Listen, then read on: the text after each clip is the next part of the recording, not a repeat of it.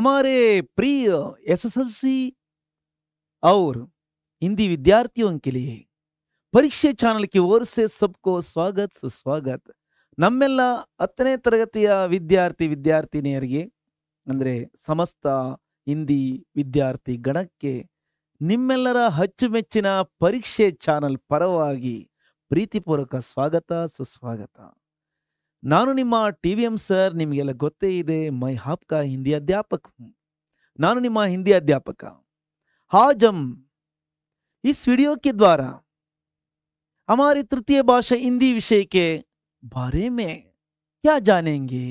अब आइए देखो बच्चों, हिंदी विषय के अंतर्गत आज व्याकरण के एक अंश के बारे में इस वीडियो के जरिए समझ सकते हैं. हम सारे लोग ನಾವೆಲ್ಲರೂ ಇವತ್ತಿನ ದಿವಸ ತೃತೀಯ ಭಾಷೆ ಹಿಂದಿ ವಿಷಯದ ವ್ಯಾಕರಣಾಂಶದ ಒಂದು ಅಂಶದ ಬಗ್ಗೆ, ವ್ಯಾಕರಣದ ಅನೇಕ ಟಾಪಿಕ್ಗಳಲ್ಲಿ ನಾವು ಇವತ್ತಿನ ದಿವಸ ಒಂದು ಟಾಪಿಕ್ ಬಗ್ಗೆ ನಾವು ಇವತ್ತು ಚರ್ಚೆ ಮಾಡಬಹುದು ಮಕ್ಕಳೇ. ಅದು ಯಾವ ಟಾಪಿಕ್ ಅಪ್ಪ ಅಂದ್ರೆ, ನಿಮಗೆ ಇಲ್ಲಿ दो व्याकरण के दूसरा अंश हमारे पाठ्य पुस्तक में दिया गया है. संधि के बारे में. किसके बारे में है? संधि के बारे में. और सब्जेक्ट नेम इज हिंदी. ನಮ್ಮ ವಿಷಯ ಯಾವುದಾಗಿದೆ? ಹಿಂದಿ ವಿಷಯ. ओके. संधि के बारे में सबको कन्नड़ भाषा में भी इसके बारे में इसकी जानकारी प्राप्त होता है. ಇದರ ಬಗ್ಗೆ ನಿಮಗೆ ಕನ್ನಡದಲ್ಲೂ ಕೂಡ ಸಂಧಿಯ ವಿಚಾರದ ಬಗ್ಗೆ ನಿಮಗೆಲ್ಲ ತಿಳುವಳಿಕೆ ದೊರೆತಿರುತ್ತೆ. हमारे भारतीय सभी भाषाओं में व्याकरण एक ही रूप में है. ಒಂದೇ ರೂಪದಲ್ಲಿ ನಾವು ವ್ಯಾಕರಣದ ಒಂದು ಪರಿಭಾಷೆಯನ್ನು, ವ್ಯಾಕರಣದ ಒಂದು ವಿಸ್ತಾರವನ್ನು ನಾವು ನಮ್ಮ ಭಾರತೀಯ ಎಲ್ಲ ಭಾಷೆಗಳಲ್ಲಿ ನಾವು ಒಂದೇ ಸ್ವರೂಪದಲ್ಲಿ ನಾವು ತಿಳಿತು ಹೋಗುವುದು ಮಕ್ಕಳೇ. ओके. संधि के बारे में क्या जानेंगे इस वीडियो में. सभी बच्चों देखिए. देखने के पूर्व अभी तक किन किन का सब्सक्राइब नहीं हुआ वो सारे बच्चे, पहले देखने वाले बच्चे भी, ಮತ್ತೆ ಮೊದಲಿಗೆ ನೋಡ್ತಾ ಇರ್ತಕ್ಕಂಥ ಮಕ್ಕಳು ಕೂಡ ಸಬ್ಸ್ಕ್ರೈಬ್ ಬಟನ್ ಅನ್ನು ಕ್ಲಿಕ್ ಮಾಡಿ ಸಬ್ಸ್ಕ್ರೈಬ್ ಆಗಿ, ಅಂದರೆ ಚಂದಾದಾರರಾಗಿ. ಅಂದರೆ ಈ ಚಂದಾದಾರಿಕೆಯಿಂದ ನಿಮಗೆ ಏನೆಲ್ಲ ಅನುಕೂಲ ಇದೆ, ನಮ್ಮ ಪರೀಕ್ಷೆ ಚಾನಲ್ನ ಕ್ಷಣ ಕ್ಷಣದ ಮಾಹಿತಿಗಳು ನಿಮಗೆ ಆ ಕೂಡಲೇ ಲಭ್ಯ ಆಗೋದ್ರ ಜೊತೆಲಿ ನಿಮಗೆ ಬಹಳ ಮಹದ ಅನುಕೂಲ ಆಗುತ್ತೆ. ಹಾಗಾಗಿ ಮಕ್ಕಳೇ, ಸಬ್ಸ್ಕ್ರೈಬ್ ಆಗಿರ್ತಕ್ಕಂಥ ಮಕ್ಕಳಿಗೆ ಶುಭ ಕೋರುತ್ತಾ, ಈಗ ಪ್ರಥಮ ಬಾರಿಗೆ ನೋಡ್ತಾ ಇರ್ತಕ್ಕಂಥ ಮಕ್ಕಳಿಗೆ ಅವ್ರಿಗೂ ಕೂಡ ಶುಭವನ್ನು ಕೋರುತ್ತಾ, ಇವತ್ತಿನ ದಿವಸ ನಿಮಗೆ ಯಾವುದೇ ಈ ಒಂದು ವ್ಯಾಕರಣಾಂಶದ ಬಗ್ಗೆ ಸಂದೇಹಗಳು, ಡೌಟ್ಸ್ಗಳು ಇದ್ದೆ ಆದರೆ ತಡ ಮಾಡದೆ ನಮ್ಮ ಕಾಮೆಂಟ್ ಬಾಕ್ಸ್ನಲ್ಲಿ ಕಾಮೆಂಟ್ ಮಾಡಿ, ಜೊತೆಗೆ ಈ ವಿಡಿಯೋನ ಮತ್ತೊಬ್ಬರಿಗೆ ಶೇರ್ ಮಾಡಿ, ಲೈಕ್ ಮಾಡಿ. ಮತ್ತು ನಿಮ್ಮ ಕಾಮೆಂಟ್ಸ್ ಯೂಟ್ಯೂಬ್ ಚಾನಲಲ್ಲಿ ಮಾತ್ರ ಅಲ್ಲ, ವಾಟ್ಸಪ್ ಚಾನಲ್ ಇದೆ, ಇನ್ಸ್ಟಾಗ್ರಾಮ್ ಇದೆ, ಅಲ್ಲೆಲ್ಲ ನೀವು ಕಾಮೆಂಟ್ ಮಾಡ್ಬೋದು. ನಿಮ್ಮ ಸಮಸ್ಯೆಗಳಿಗೆ ನಾವು ಪರಿಹಾರವನ್ನು ಕೊಡ್ತೀವಿ. ಇನ್ಸ್ಟಾಗ್ರಾಮ್ ಅಲ್ಲದೆ ಟೆಲಿಗ್ರಾಮಲ್ಲೂ ಕೂಡ ನೀವು ನಿಮ್ಮ ಒಂದು ಸಲಹೆ, ಸೂಚನೆಗಳು, ಪ್ರಶ್ನೆಗಳು ಸ್ವಾಗತ, ನಾವು ಅದಕ್ಕೆ ಉತ್ತರವಾಗಿ ಬರ್ತೀವಿ ಮಕ್ಕಳೇ. ओके. आज का विषय है व्याकरण के संधि के बारे में. किसके बारे में है? संधि के बारे में. संधि का अर्थ क्या होता है? संधि शब्द का अर्थ है एक पद में, एक ही शब्द में मेल. ಒಂದು ಪದದಲ್ಲಿ ನಾವು ತಿಳಿಬಹುದೇನಪ್ಪ ಅಂದ್ರೆ, ಮೇಲ್ ಅಂದ್ರೆ ಸಂಯೋಗ, ಜೋಡಣೆ, ಕೂಡುವಿಕೆ ಅಂದ್ರೆ ಜಾಯ್ನಿಂಗ್ ಅಂತ ನಾವು ತಿಳಿಬಹುದು, ಸೇರ್ಪಡೆ ಅಂತ ನಾವು ತಿಳಿಬಹುದು. ಮೇಲ್ ಮೀನ್ಸ್ ಮಿಲಾನ, ಸೇರ್ಪಡಿಸ್ತಕ್ಕಂಥದ್ದು, ಕೂಡಿಸ್ತಕ್ಕಂಥದ್ದು. ಒಂದು ಪದದಲ್ಲಿ ನಾವು ಈ ರೀತಿ ಅರ್ಥೈಸ್ಕೊಳೋದಾದ್ರೆ ಏಕ ವಾಕ್ಯ ಮೇ ಅಥವಾ ಅಭಿ ದೋ ತೀನ್ ವಾಕ್ಯಕ್ಕೆ ಸಾಥ್ ಒಂದೆರಡು ಮೂರು ವಾಕ್ಯದ ನಾವು ಸ್ವಲ್ಪ ವಿವರಣಾತ್ಮಕವಾಗಿ ಇದರ ಒಂದು ಪರಿಭಾಷೆಯನ್ನು ನಾವು ಯಾವ ರೀತಿ ತಿಳಿಬಹುದು. इसके बारे में परिभाषा ಅಥವಾ व्याख्या क्या है? इस प्रकार है, समझो बच्चों. दो वर्णों या अक्षरों के मेल से होने वाले विकार को संधि कहते हैं. दो वर्णों, ಎರಡು ವರ್ಣಗಳು ಅಂದ್ರೆ ಒಂದೇ, ಅಕ್ಷರ ಅಂದ್ರೆ ಕೂಡ ಒಂದೇ. ವರ್ಣ का मतलब ही ಅಕ್ಷರ है. ವರ್ಣಮಾಲೆಗಳು ಅಂತ ಕೇಳಿದ್ದಾರೆ, ಅಕ್ಷರ ಮಾಲೆಗಳು ಅಂತ. ಎರಡು ಅಕ್ಷರಗಳು ಇರಬಹುದು, ಎರಡು ವರ್ಣಗಳಿರಬಹುದು. ಆ ವರ್ಣ ಅಥವಾ ಅಕ್ಷರಗಳ ಒಂದು ಮೇಲ್ ಮೀನ್ಸ್ ಕೂಡುವಿಕೆಯಿಂದ, ಸಂಯೋಗದಿಂದ ಆಗ್ತಕ್ಕಂಥ ಒಂದು ಬದಲಾವಣೆ, ವಿಕಾರ, ಚೇಂಜಸ್. दो अक्षरों के मेल से वहां उत्पन्न होने वाले और एक अक्षर का प्रयोग को संधि कहते हैं. अभी इसके बारे में और एक वाक्य हमको समझाता है कि ಮತ್ತೆ ನಮಗೆ ಮತ್ತೊಂದು ವಾಕ್ಯ ನಮಗೆ ಅರ್ಥೈಸೋದೇನಪ್ಪ ಅಂದ್ರೆ जब दो वर्ण आपस में जुड़ते हैं तो एक नया रूप ग्रहण करते हैं ವರ್ಣಮೇಲ್ की इस प्रक्रिया को संधि कहा जाता है ಯಾವ ಎರಡು ಅಕ್ಷರಗಳು ಪರಸ್ಪರ ಸಂಧಿಸ್ತವೆ ಒಂದು ಜಾಗದಲ್ಲಿ ಅವು ಸಂಧಿಸ್ತವೆ ಅಂದ್ರೆ ಭೇಟಿ ಆಗ್ತವೆ ಸಂಧಿಸ್ಬಿಟ್ಟು ಅಲ್ಲಿ ಮತ್ತೊಂದು ಹೊಸ ಅಕ್ಷರವನ್ನ ಅವು ರೂಪಾಂತರಗೊಳ್ಳುತ್ತವೆ ಹೊಸ ಅಕ್ಷರದ ಒಂದು ಕ್ರಿಯೆಯಲ್ಲಿ ಸೃಷ್ಟಿ ಉಂಟಾಗುತ್ತೆ ಈ ಒಂದು ಪ್ರಕ್ರಿಯೆಗೆ ವರ್ಣಮೇಲ್ ಕಿ ಇಸ್ ಪ್ರಕ್ರಿಯಾಕು ಈ ಅಕ್ಷರಗಳ ಒಂದು ಸಂಯೋಜನೆಯ ಒಂದು ಈ ಒಂದು ಪ್ರಕ್ರಿಯೆ ಕೆಲಸಕ್ಕೆ ನಾವು ಸಂಧಿ ಅಂತೇಳಿ ನಾವು ಕರೆಯಬಹುದಾಗಿದೆ इसके बारे में सबको परिभाषा समझ लेने के साथ उदाहरण भी हैं उदाहरण ಕೂಡ ಇಲ್ಲೇ ನೋಡಿ धर्म प्लस अधिकारी यहाँ दो पद है प्लस के पहले एक पद प्लस के बाद एक पद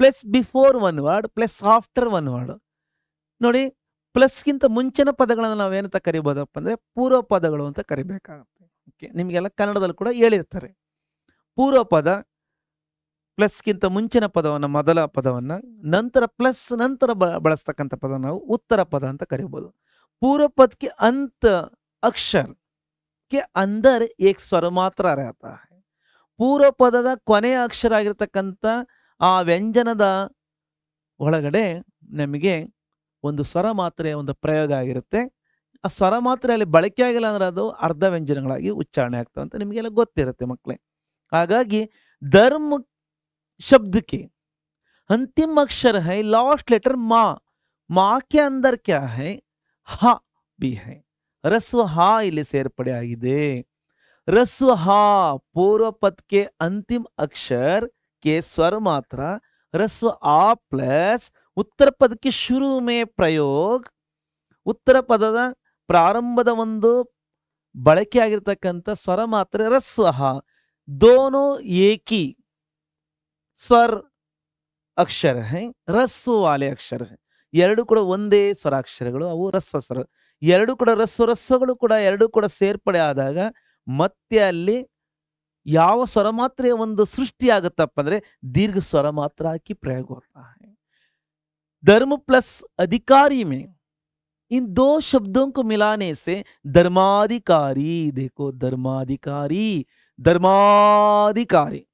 हा दीर्घ रूप में बोलेंगे दीर्घ ರೂಪದಲ್ಲಿ ನಾವು ಹೇಳ್ತೀವಿ ಅಲ್ಲಿ ಧರ್ಮಾಧಿಕಾರಿ नहीं बोलते ಧರ್ಮಾಧಿಕಾರಿ ಅಂತ ನಾವು ಹೇಳೋದಿಲ್ಲ ಅಂದ್ರೆ ಅಲ್ಲಿ ಎರಡು ರಸ್ವಗಳು ಸೇರಿದಾಗ ಅಲ್ಲಿ ಒಂದು ಸ್ವರ ಮಾತ್ರೆಯ ಒಂದು ಸೃಷ್ಟಿ ಯಾವುದಾಗುತ್ತಪ್ಪ ಅಂದ್ರೆ ದೀರ್ಘ ಸ್ವರ ಮಾತ್ರೆಯ ಒಂದು ಪ್ರಯೋಗ ಆಗುತ್ತೆ ಅದೇ ಸ್ವರ ಏನು ಹಾ ಸ್ವರದ ಎರಡು ರಸ್ವಗಳ ಸಂಯೋಗದಿಂದ ಮತ್ತೆ ದೀರ್ಘ ಸ್ವರದ ಒಂದು ಅಲ್ಲಿ ಬಳಕೆ ಆದಾಗ ಇಲ್ಲಿ ಸಂಧಿ ಏರ್ಪಟ್ಟಿರ್ತಕ್ಕಂಥ ಒಂದು ಜಾಗದಲ್ಲಿ ನಮಗೆ दीर्घ स्वर हा की प्रयोग देख सकते हैं और एक उदाहरण शिव प्लस आलय में भी पूर्व पद के अंतिम अक्षर वा के साथ रस्व आ प्लस उत्तर पद के शुरू में यहाँ पर ऊपर के शब्द से थोड़ा भिन्न है ಮೇಲಿನ ಶಬ್ದಕ್ಕಿಂತ ಸ್ವಲ್ಪ ಬದಲಾವಣೆ ನಾವಿಲ್ಲಿ ಗಮನಿಸಬಹುದು ಅಲ್ಲಿ ಎರಡು ರಸ್ವಗಳು ಇಲ್ಲಿ ಸಂಧಿಸಿದಾಗ ಅಲ್ಲಿ ದೀರ್ಘ ಸ್ವರ ಮಾತ್ರೆಯ ಒಂದು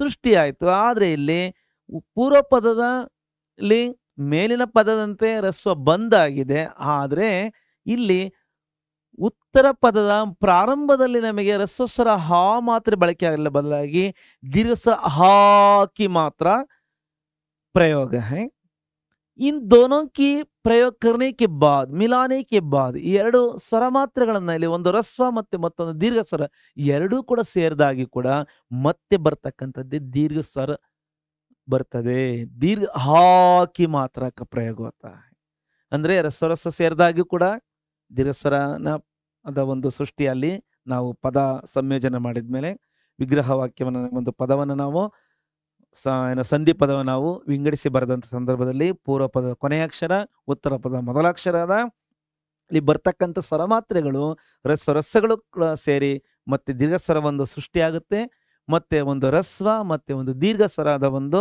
ಸಂಯೋಜನೆಯಿಂದಲೂ ಕೂಡ ನಾವಿಲ್ಲಿ ಮತ್ತೆ ದೀರ್ಘ ಸ್ವರ ಮಾತ್ರೆಯ ಒಂದು ಪ್ರಯೋಗ ಆಗುತ್ತೆ ಅಂತ ನಾವು ತಿಳಿಬಹುದು ಶಿವಾಲಯ ಶಿವ್ ಪ್ಲಸ್ ಆಲಯ यहाँ देखिए ಶಿವಾಲಯ. ಈಗ ಇಲ್ಲಿ ಜಾಯಿನ್ ಆಗಿರ್ತಕ್ಕಂಥ ಶಿವ ಪ್ಲಸ್ ಆಲಯ ಎರಡು ಪದಗಳು ಸೇರ್ಪಡೆಯಾಗಿ ಶಿವಾಲಯ ಅಲ್ಲಿ ಪ್ರಯೋಗ ಆದ್ಮೇಲೆ ಉಚ್ಚಾರಣೆ ಮಾಡ್ಬೇಕಾದ್ರೆ ನಾವು ಅದನ್ನು ಪ್ರೊನೌನ್ಸಿಯೇಷನ್ ಮಾಡ್ಬೇಕಾದ್ರೆ ನಾವು ದೀರ್ಘ ಸ್ವರ ಹಾ ಮಾತ್ರ ನಾವಿಲ್ಲಿ ಬಳಸ್ತಾ ಇದ್ದೀವಿ. ಹಾಗಾಗಿ ಇಲ್ಲಿ ನಾವು ಸ್ವರಗಳ ಒಂದು ಸಂಯೋಜನೆಯಿಂದ ಮತ್ತೊಂದು ಸ್ವರದ ಒಂದು ಬದಲಾವಣೆ ನಾವು ಅಥವಾ ಮತ್ತೊಂದು ಅಕ್ಷರದ ಒಂದು ಅಲ್ಲಿ ಸೃಷ್ಟಿ ಕ್ರಿಯೆ ಆಗ್ತಕ್ಕಂಥದ್ದು. ಎರಡು ಪದಗಳ ಒಂದು ನಡುವಿನ ಒಂದು ಸಂಧಿಸುವ ಜಾಗದಲ್ಲಿ दो पदों के मेल के बीच में और एक अक्षर का प्रयोग देख सकते हैं. उस प्रयोग की प्रक्रिया को संधि कहा जाता है ಅಥವಾ ಸಂಧಿ बोल सकते हैं. ಆ ಒಂದು ಪ್ರಯೋಗದ ಒಂದು ಸ್ವರೂಪಕ್ಕೆ ಆ ಒಂದು ಪ್ರಯೋಗದ ಒಂದು ಸೃಷ್ಟಿಗೆ ನಾವು ಇಲ್ಲಿ ಸಂಧಿ ಅಂತೇಳಿ ನಾವು ಅಂದ್ರೆ ಸಂಧಿ ಅಂದ್ರೆ ಒಂದು ಸಂಧಿಸ್ತಕ್ಕಂಥ ಒಂದು ಜಾಗ ಅಂತೇಳಿ ಎರಡು ಅಕ್ಷರಗಳ ಒಂದು ಸಂಯೋಜನೆಯ ಒಂದು ಜಾಗದಲ್ಲಿ ಎಂತಹ ಒಂದು ಮತ್ತೆ ಯಾವ ಒಂದು ಸ್ವರಾಕ್ಷರಗಳ ಒಂದು ಅಲ್ಲಿ ಸೃಷ್ಟಿ ಆಗುತ್ತೆ ಅಂತೇಳಿ ವ್ಯಾಕರಣದಲ್ಲಿ ನಾವು ಇದೊಂದು ಅಧ್ಯಯನವನ್ನು ಮಾಡ್ತೀವಿ. ಈ ಸಂಧಿಕೆ ಬಾರೆ ಮೇ ನಿಮ್ನಲಿಕ್ಕೆ ತೀನ್ ಭೇದ ಕೆಳಗಿನಂತೆ ಕೆಳಗೆ ಬರೆದಿರುವಂತೆ ಇನ್ನು ನಿಮಗೇನು ಕಾಣ್ತಾ ಇಲ್ಲ ಅಲ್ವರಾ. ಅಂದ್ರೆ ನಾವು ಸಂಧಿಯಲ್ಲಿ ಪ್ರಧಾನತಃ ತೀನ್ ಭೇದ ದೇख सकते हैं. कितने भेद होते हैं? तीन भेद होते हैं. तीन भेद होते हैं. ಮೂರು ಮುಖ್ಯ ಪ್ರಧಾನ ವಿಧಗಳನ್ನು ನಾವು ಸಂಧಿಯಲ್ಲಿ ನೋಡಬಹುದು. उन तीन भेदों में से सबसे पहला भेद है स्वर संधि. ಮೊತ್ತ ಮೊದಲ ವಿಧ ಯಾವ್ದಾಗಿದೆಪ್ಪ ಅಂದ್ರೆ ಸ್ವರ ಸಂಧಿ. सेकेंड वन व्यंजन संधि. दूसरा भेद क्या है? व्यंजन संधि. और एक तीसरा है ವಿಸರ್ಗ ಸಂಧಿ. ಮೂರನೇ ಪ್ರಕಾರ ಆಗಿರ್ತಕ್ಕಂಥ ವಿಸರ್ಗ. ಈ ಮೂರು ಕೂಡ ಮುಖ್ಯ ವಿಧಗಳಾಗಿದ್ದಾವೆ, ಮೇನ್ ಟೈಪ್ಸ್ ಆಗಿದ್ದಾವೆ. ಪ್ರಧಾನತಃ ಸಂಧಿಗೆ ತೀನ್ ಭೇದ ಹೋತೆ ಹೈ. ಮುಖ್ಯವಾಗಿ ಮೂರು ವಿಧಗಳನ್ನು ನಾವು ಗಮನಿಸಬಹುದು. ಈ ಮೂರು ವಿಧಗಳಲ್ಲಿ ಮೊತ್ತ ಮೊದಲನೆಯ ವಿಧ ಯಾವುದಾಗಿದೆ ಅಪ್ಪ ಅಂದ್ರೆ ಸ್ವರಸಂಧಿ. ಸ್ವರಸಂಧಿಲಿ ಮತ್ತೆ ನಾವು ವಿಧಗಳನ್ನು ನಾವು ಗಮನಿಸಬಹುದು ನೋಡಿ.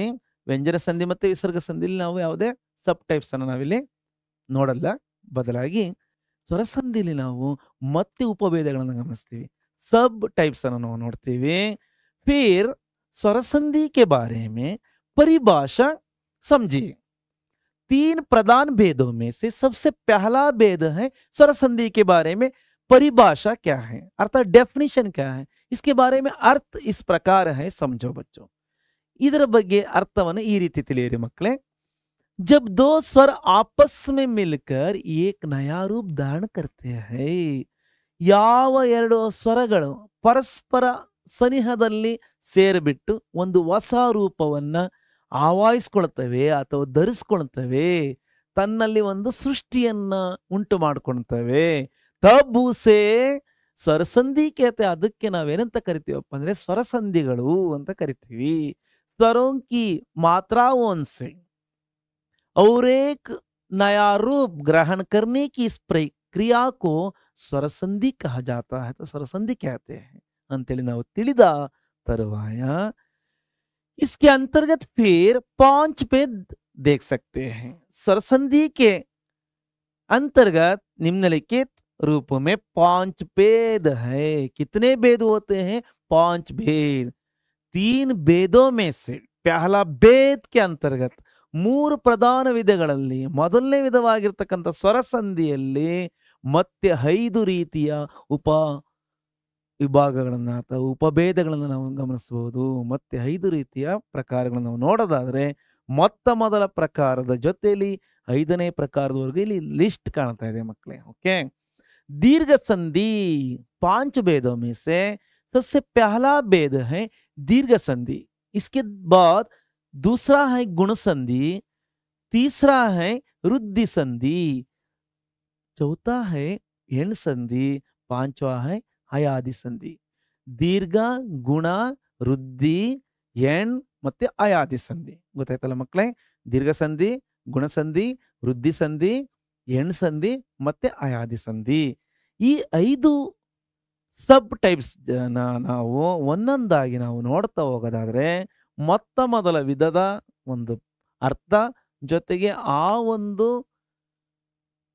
ರೂಪದಲ್ಲಿ ಎಂಥ ಶಬ್ದಗಳನ್ನು ನಾವು ಗಮನಿಸ್ತಾ ಹೋಗ್ಬೋದು, ಆ ಶಬ್ದಗಳನ್ನ ನಾವು ಯಾವ ರೀತಿ ನಾವು ಐಡೆಂಟಿಫೈ ಮಾಡಬಹುದು, ಇದಕ್ಕೊಂದು ಫಾರ್ಮುಲಾ ಏನಿದೆ. ದೀರ್ಘ ಸಂಧಿ ಕೆ ಬಾರೆ ಮೇ विचार है। अतः इसके बारे में अर्थ ಅಥವಾ इसके बारे में विवरण इस प्रकार समझो। ಈ ರೀತಿಯಾಗಿ ನೀವು ತಿಳಿಯಿರಿ ಮಕ್ಕಳೇ, ಓಕೆ। दो सवर्ण स्वर मिलकर दीर्घ हो जाते हैं। ಎರಡು ಒಂದೇ ಸ್ವರಗಳು, ಒಂದೇ ಗುಂಪಿನ ಸ್ವರಗಳು, ರಸ್ವ ಮತ್ತೆ ದೀರ್ಘ ಸ್ವರ, ರಸ್ವಗಳು ಸೇರಬಹುದು, ಅಥವಾ ಒಂದು ರಸ್ವ ಒಂದು ದೀರ್ಘ, ಅಥವಾ ಒಂದು ದೀರ್ಘ ಒಂದು ರಸ್ವ, ಎರಡು ಸ್ವರಗಳ ಸೇರ್ಕೊಂಡು ಅಲ್ಲಿ ಮತ್ತೆ ದೀರ್ಘ ಸ್ವರಾನೇ ಅಲ್ಲಿ ಸೃಷ್ಟಿಯಾಗುತ್ತೆ. ರಸ್ವಗಳು ಸೇರಬಹುದು, ಅಥವಾ ಒಂದು ರಸ್ವ ಒಂದು ದೀರ್ಘ ಸೇರಬಹುದು, ಅಥವಾ ದೀರ್ಘವೇ ಸೇರ್ಪಡೆಯಾಗಿ ಅಲ್ಲಿ ಮತ್ತೆ ಅಲ್ಲಿ ಸೃಷ್ಟಿಯಾಗ್ತಕ್ಕಂಥ ಒಂದು ಹೊಸ ಸಂಧಿ ಅಕ್ಷರ ಯಾವುದಪ್ಪ ಅಂದ್ರೆ ದೀರ್ಘ ಸ್ವರನೇ ಅಲ್ಲಿ ಕ್ರಿಯೇಟ್ ಆಗುತ್ತೆ. ಇಂಥ ಒಂದು ಉದಾಹರಣೆ ನಾವು ನೋಡೋದಾದ್ರೆ ಆ ಆ ಇ ಈ ಉ ಊ ಔರ್ ರೂ ಕೆ ಬಾದ್, ಈ ಇಷ್ಟು ಅಕ್ಷರಗಳು ಆ ಇಂದ ರೂವರೆಗೂ ಇರ್ತಕ್ಕಂಥ ಇಷ್ಟು ಅಕ್ಷರಗಳು ಪ್ಲಸ್ ಬಿಫೋರ್, ಪ್ಲಸ್ಗಿಂತ ಮುಂಚಿನ ಪೂರ್ವ ಪದದ ಕೊನೆಯ ಅಕ್ಷರದಲ್ಲಿ ಈ ಸ್ವರ ಮಾತ್ರೆಗಳು ಬಂದಿರ್ತವೆ. ಆ ಸ್ವರ ಮಾತ್ರೆಗಳ ತರುವಾಯ ಬರ್ತಕ್ಕಂಥ ವೇಹಿ ರಸ್ವ ಯಾ ದೀರ್ಘ ಸ್ವರ ಹಾಯೇ, ನಂತರ ಬರ್ತಕ್ಕಂಥ ಸ್ವರಗಳು ಅವು ರಸ್ವ ಇರಬಹುದು ಅಥವಾ ದೀರ್ಘ ಸ್ವರಗಳು ಬರಬಹುದು. ತೋ ದೋನೋ ಮಿಲ್ಕರ್, ಅವಾಗ ಎರಡೂ ಸೇರ್ಕೊಂಡು ಪೂರ್ವ ಪದದ ಇಂದಿನ ಸ್ವರ ಮಾತ್ರೆಗಳು ಮತ್ತೆ ಉತ್ತರ ಪದದ ಮೊದಲ ಸ್ವರ ಮಾತ್ರೆಗಳು ಎರಡೂ ಸೇರಿಕೊಂಡು ಕ್ರಮವಾಗಿ ನಾವಿಲ್ಲಿ ಆ ಪ್ಲಸ್ ಆ, रस्व आ प्लस रस्व हा की मेल से ही आ, रस्व आ प्लस दीर्घ हा, ಈ ಎರಡು ಸೇರ್ಪಡೆಯಾಗಿ ಕೂಡ ಮತ್ತೆ ದೀರ್ಘ ಸ್ವರ ಹಾ ಕಿ ಮಾತ್ರ का प्रयोग होता है. ಅಥವಾ ದೀರ್ಘ ಹಾ ಪೂರ್ವ ಪದದ ಕೊನೆಯಲ್ಲಿ ದೀರ್ಘ ಸ್ವರನೇ ಬರಬಹುದು, दीर्घ स्वर हा प्लस नेक्स्ट उत्तर पद के शुरू में रस्व हा की मेल से भी फिर हा दीर्घ आ की मात्रा ಆ ವಾಲೆ ಶಬ್ದ ಆ ಜಾತಾ है. ಓಕೆ, ಇದನ್ನ ನೀವು ಎಕ್ಸಾಂಪಲ್ ನಲ್ಲಿ ನೀವು ನೋಡಿದಾಗ ನಿಮಗೆ ಜಾಸ್ತಿ ಚೆನ್ನಾಗಿ ಬುಲ್ಡಿಗೆ ಹೋಗುತ್ತೆ ಮಕ್ಕಳೇ. ಓಕೆ, ಅದೇ ತರ ಇ ಪ್ಲಸ್ ಇ रस्व ई प्लस रस्व ई की मेल से ही दीर्घ ई की प्रयोग होता है, अथवा रस्व ई प्लस दीर्घ ई की मेल से ही दीर्घ ई की प्रयोग होता है, अथवा दीर्घ ई पूर्व पद के अंत में उत्तर पद के शुरू में, ओके, रस्व ई की मेल से, अथवा दोनों जगह में ಎರಡು ಜಾಗದಲ್ಲೂ ಕೂಡ ಪೂರ್ವ ಪದದ ಕೊನೆಯಲ್ಲಿ ಉತ್ತರ ಪದ ಪ್ರಾರಂಭದಲ್ಲೂ ಕೂಡ ದೀರ್ಘ ಸ್ವರನೆ ಬಂದಿದ್ರು ಕೂಡ ರಸ್ವಗಳು ಕೂಡ ಬಂದಿದ್ರು ಕೂಡ दीर्घांत दीर्घ स्वर मात्र वाले संधि का प्रयोग होता है. दो शब्दों के बीच में मिलाने के बाद, उन दो पदों को मिलाने के बाद, मेल करने के बाद, जोड़ने के बाद प्रयोग करते समय इन दीर्घ स्वर मात्राओं की उच्चरित होता है. ಎರಡು ದೀರ್ಘ ಸ್ವರ ಮಾತ್ರೆಗಳ ಒಂದು ಉಚ್ಚಾರಣೆ ಪ್ರೊನೌನ್ಸಿಯೇಷನ್ ಅಲ್ಲಿ ಆಗುತ್ತೆ. ನಾವು ಪ್ರೊನೌನ್ಸಿಯೇಷನ್ ಮಾಡ್ಬೇಕಾದ್ರೆ ನಾವು ಆ ಪದವನ್ನು ಉಚ್ಚಾರಣೆ ಮಾಡ್ತೀವಲ್ಲ, ಓದ್ಬೇಕಾದ್ರೆ ನಾವು ಅದನ್ನ ಯಾವ ರೀತಿ ನಾಲಿಗೆಯಲ್ಲಿ ನಮ್ಮ ಕಂಠದಿಂದ ಸೌಂಡ್ಸ್ ಯಾವ ತರ ಅಲ್ಲಿ ಕ್ರಿಯೇಟ್ ಆಗ್ತದೆ, ಯಾವ ಅಕ್ಷರದಿಂದ ಸೌಂಡ್ಸ್ ಅನ್ನೋದಲ್ಲಿ ಎರಡು ಪದಗಳ ನಡುವೆ ಯಾವ ಒಂದು ಅಕ್ಷರ ಅಲ್ಲಿ ಸೌಂಡ್ ಜನರೇಟ್ ಆಗ್ತದೆ ಅಂತ ನಾವು ಅರ್ಥ ಮಾಡ್ಕೋಬೇಕು, ಗೊತ್ತಾಯ್ತಾ? ನೋಡಿ, रूಗಳು ಸೇರಿದಾಗ हिंदी में सिर्फ एक ही रू है, कन्नड़ में भी आज एक ही रू रखा गया है, लेकिन कन्नड़ में और एक रू भी था, दीर्घ रू ಅಂತೇಳಿ ನಮ್ಮ ಕನ್ನಡದಲ್ಲಿ ಕೂಡ ಇತ್ತು. ಆದ್ರೆ ಈಗ ಕನ್ನಡದಲ್ಲಿ ಕೂಡ ಒಂದೇ ಇಟ್ಕೊಂಡಿದ್ರೆ ಹಿಂದಿನಲ್ಲಿ ಹೇಗಿದೆಯೋ ಹಾಗೆ ಇದಿರ್ತಕ್ಕಂಥ ರೂ ಹಿಂದಿ में दीर्घ रू बोलते हैं इसको. ಇದನ್ನ ಹಿಂದಿನಲ್ಲಿ ನಾವು ದೀರ್ಘ ರೂ ಅಂತೇಳಿ ನಾವು ಕನ್ಸಿಡರ್ ಮಾಡಿರೋದನ್ನ ಗಮನಿಸಬಹುದು. ಈ ರೀತಿ ನೀವು ಉದಾಹರಣೆ ನೀವು ಗಮನಿಸಿದ್ರೆ ಮಾತ್ರ ಇದು ನಾನು ಇಲ್ಲಿ ಏನೇ ಎಷ್ಟು ಹೇಳಿದ್ರು ಕೂಡ ನಿಮಗೆ ಬುರುಡೆಗೆ ಹೋಗಲ್ಲ. ಹಾಗಾಗಿ ನಾನು ನಿಮಗೆ ಎಕ್ಸಾಂಪಲ್ ಅನ್ನ ನಿಮ್ಮ ಟೆಕ್ಸ್ಟ್ ಬುಕ್ ಅಲ್ಲಿ ಕೊಟ್ಟಿರ್ತಕ್ಕಂಥ ಎಕ್ಸಾಂಪ್ಸ್ ಉದಾಹರಣೆಗಳನ್ನ ನಿಮಗೆ ತೋರ್ಪಡಿಸ್ತಾ ಹೇಳ್ತೀರಿ ಮಕ್ಕಳೇ. ಓಕೆ, उदाहरण में सबसे पहले रस्व का के अंतर्गत 4 उदाहरण देख सकते हैं. 4 उदाहरणों में से सबसे पहला उदाहरण है रस्व हा प्लस रस्व हा, रस्व हा प्लस रस्व हा, इन दोनों के मेल से हा दीर्घ हा का प्रयोग किया गया है. इसके लिए उदाहरण शब्द है समान प्लस अधिकार. समान प्लस के पहले की एक पद है, प्लस बिफोर वर्ड ईयर समान। समान शब्द के अंत वाला अक्षर है ना। ना का प्रयोग पूर्ण रूप से उच्चरित होने के लिए कारण क्या है?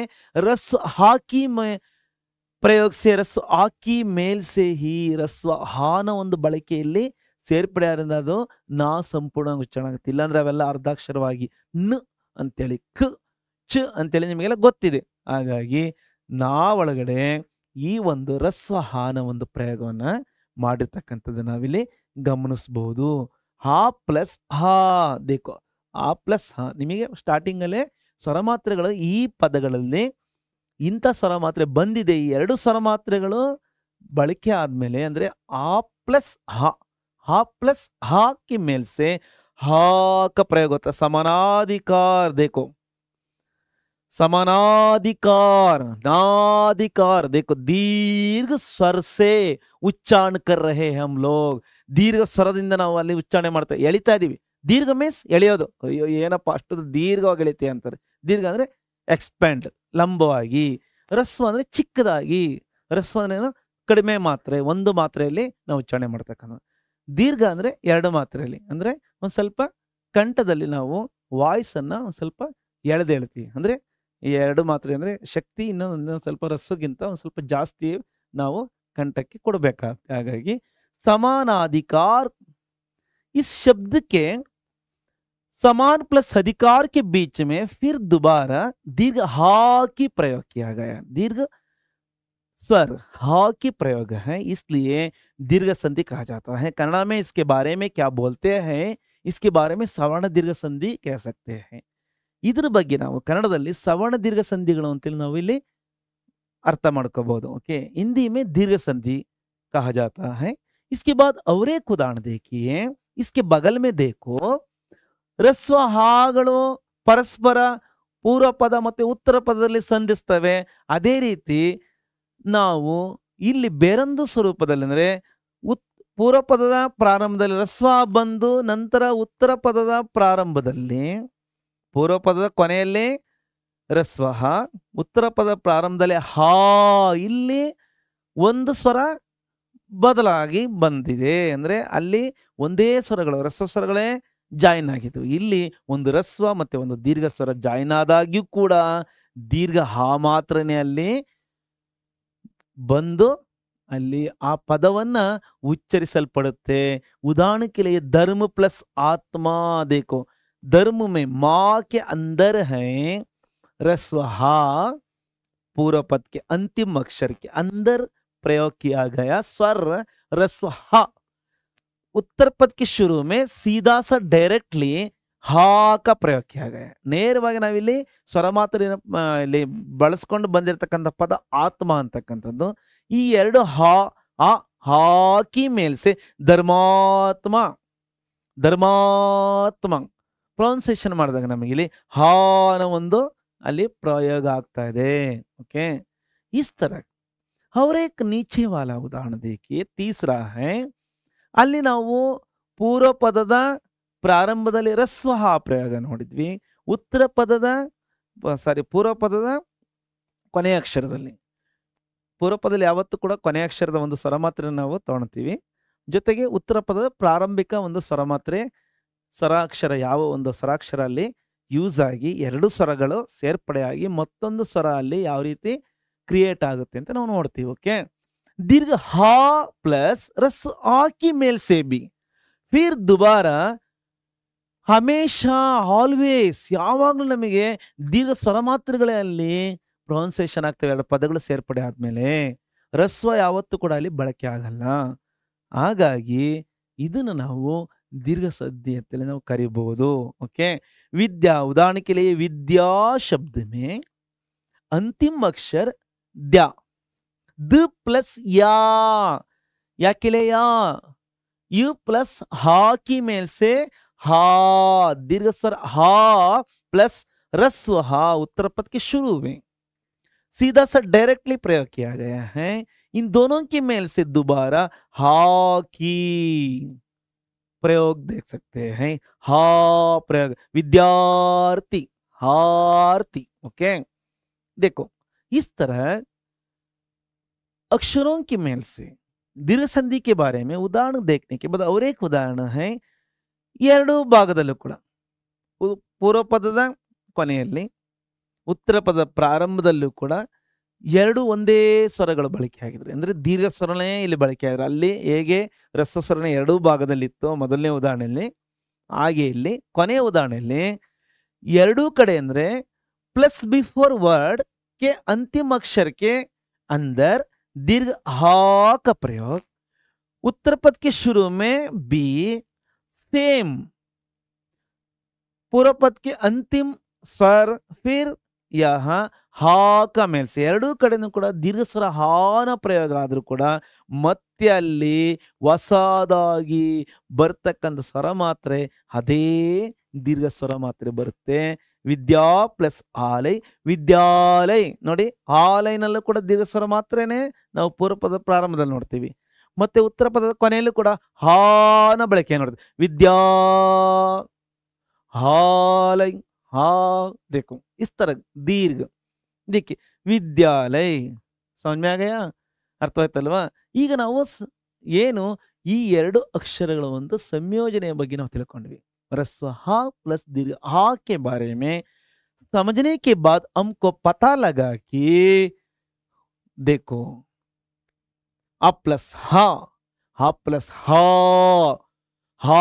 प्लस हा इज इक्वल टू हा. ओके, हा प्लस हा इज इक्वल टू हा ही हो जाता है. ओके, ಈಗ ನಿಮಗೆ ಇವೆರಡು ಲಿಂಕ್ ಗೊತ್ತಾಯ್ತು.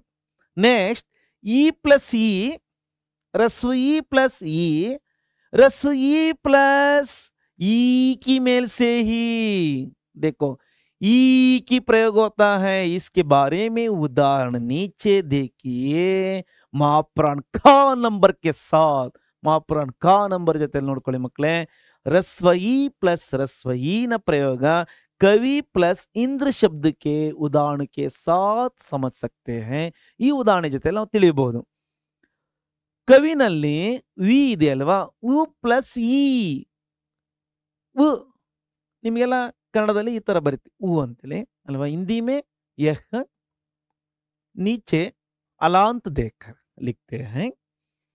ಉ ಪ್ಲಸ್ ಇ के मेल से कवि ಅಲ್ಲಿ ವಿ ಆಗಿದೆ. ಇದರ ಒಳಗಡೆ ನಮಗೆ रस्व ही ಇದೆ प्लस नेक्स्ट उत्तर पद के शुरू में भी ही है. इन दो रस्व ही की मेल से और एक दो पदों को मिलाने के बाद, दो पदों को मेल करने के बाद, दो पदों को जुड़ाने के बाद कवींद्र इंद्र कवींद्र. देखिए दीर्घ ई की मात्रा का प्रयोग इन दो पदों के बीच में प्रयुक्त होने वाला वी के साथ आया है. ವಿ ಜೊತೆ ಅಲ್ಲಿ ಬಂದ್ಬಿಟ್ಟಿದೆ. ಓಕೆ, ಅಲ್ಲಿ ಎರಡು ಕೂಡ ರಸ್ವ ಸ್ವರ ಈಗಳೇ ಬಳಕೆ ಆದವು.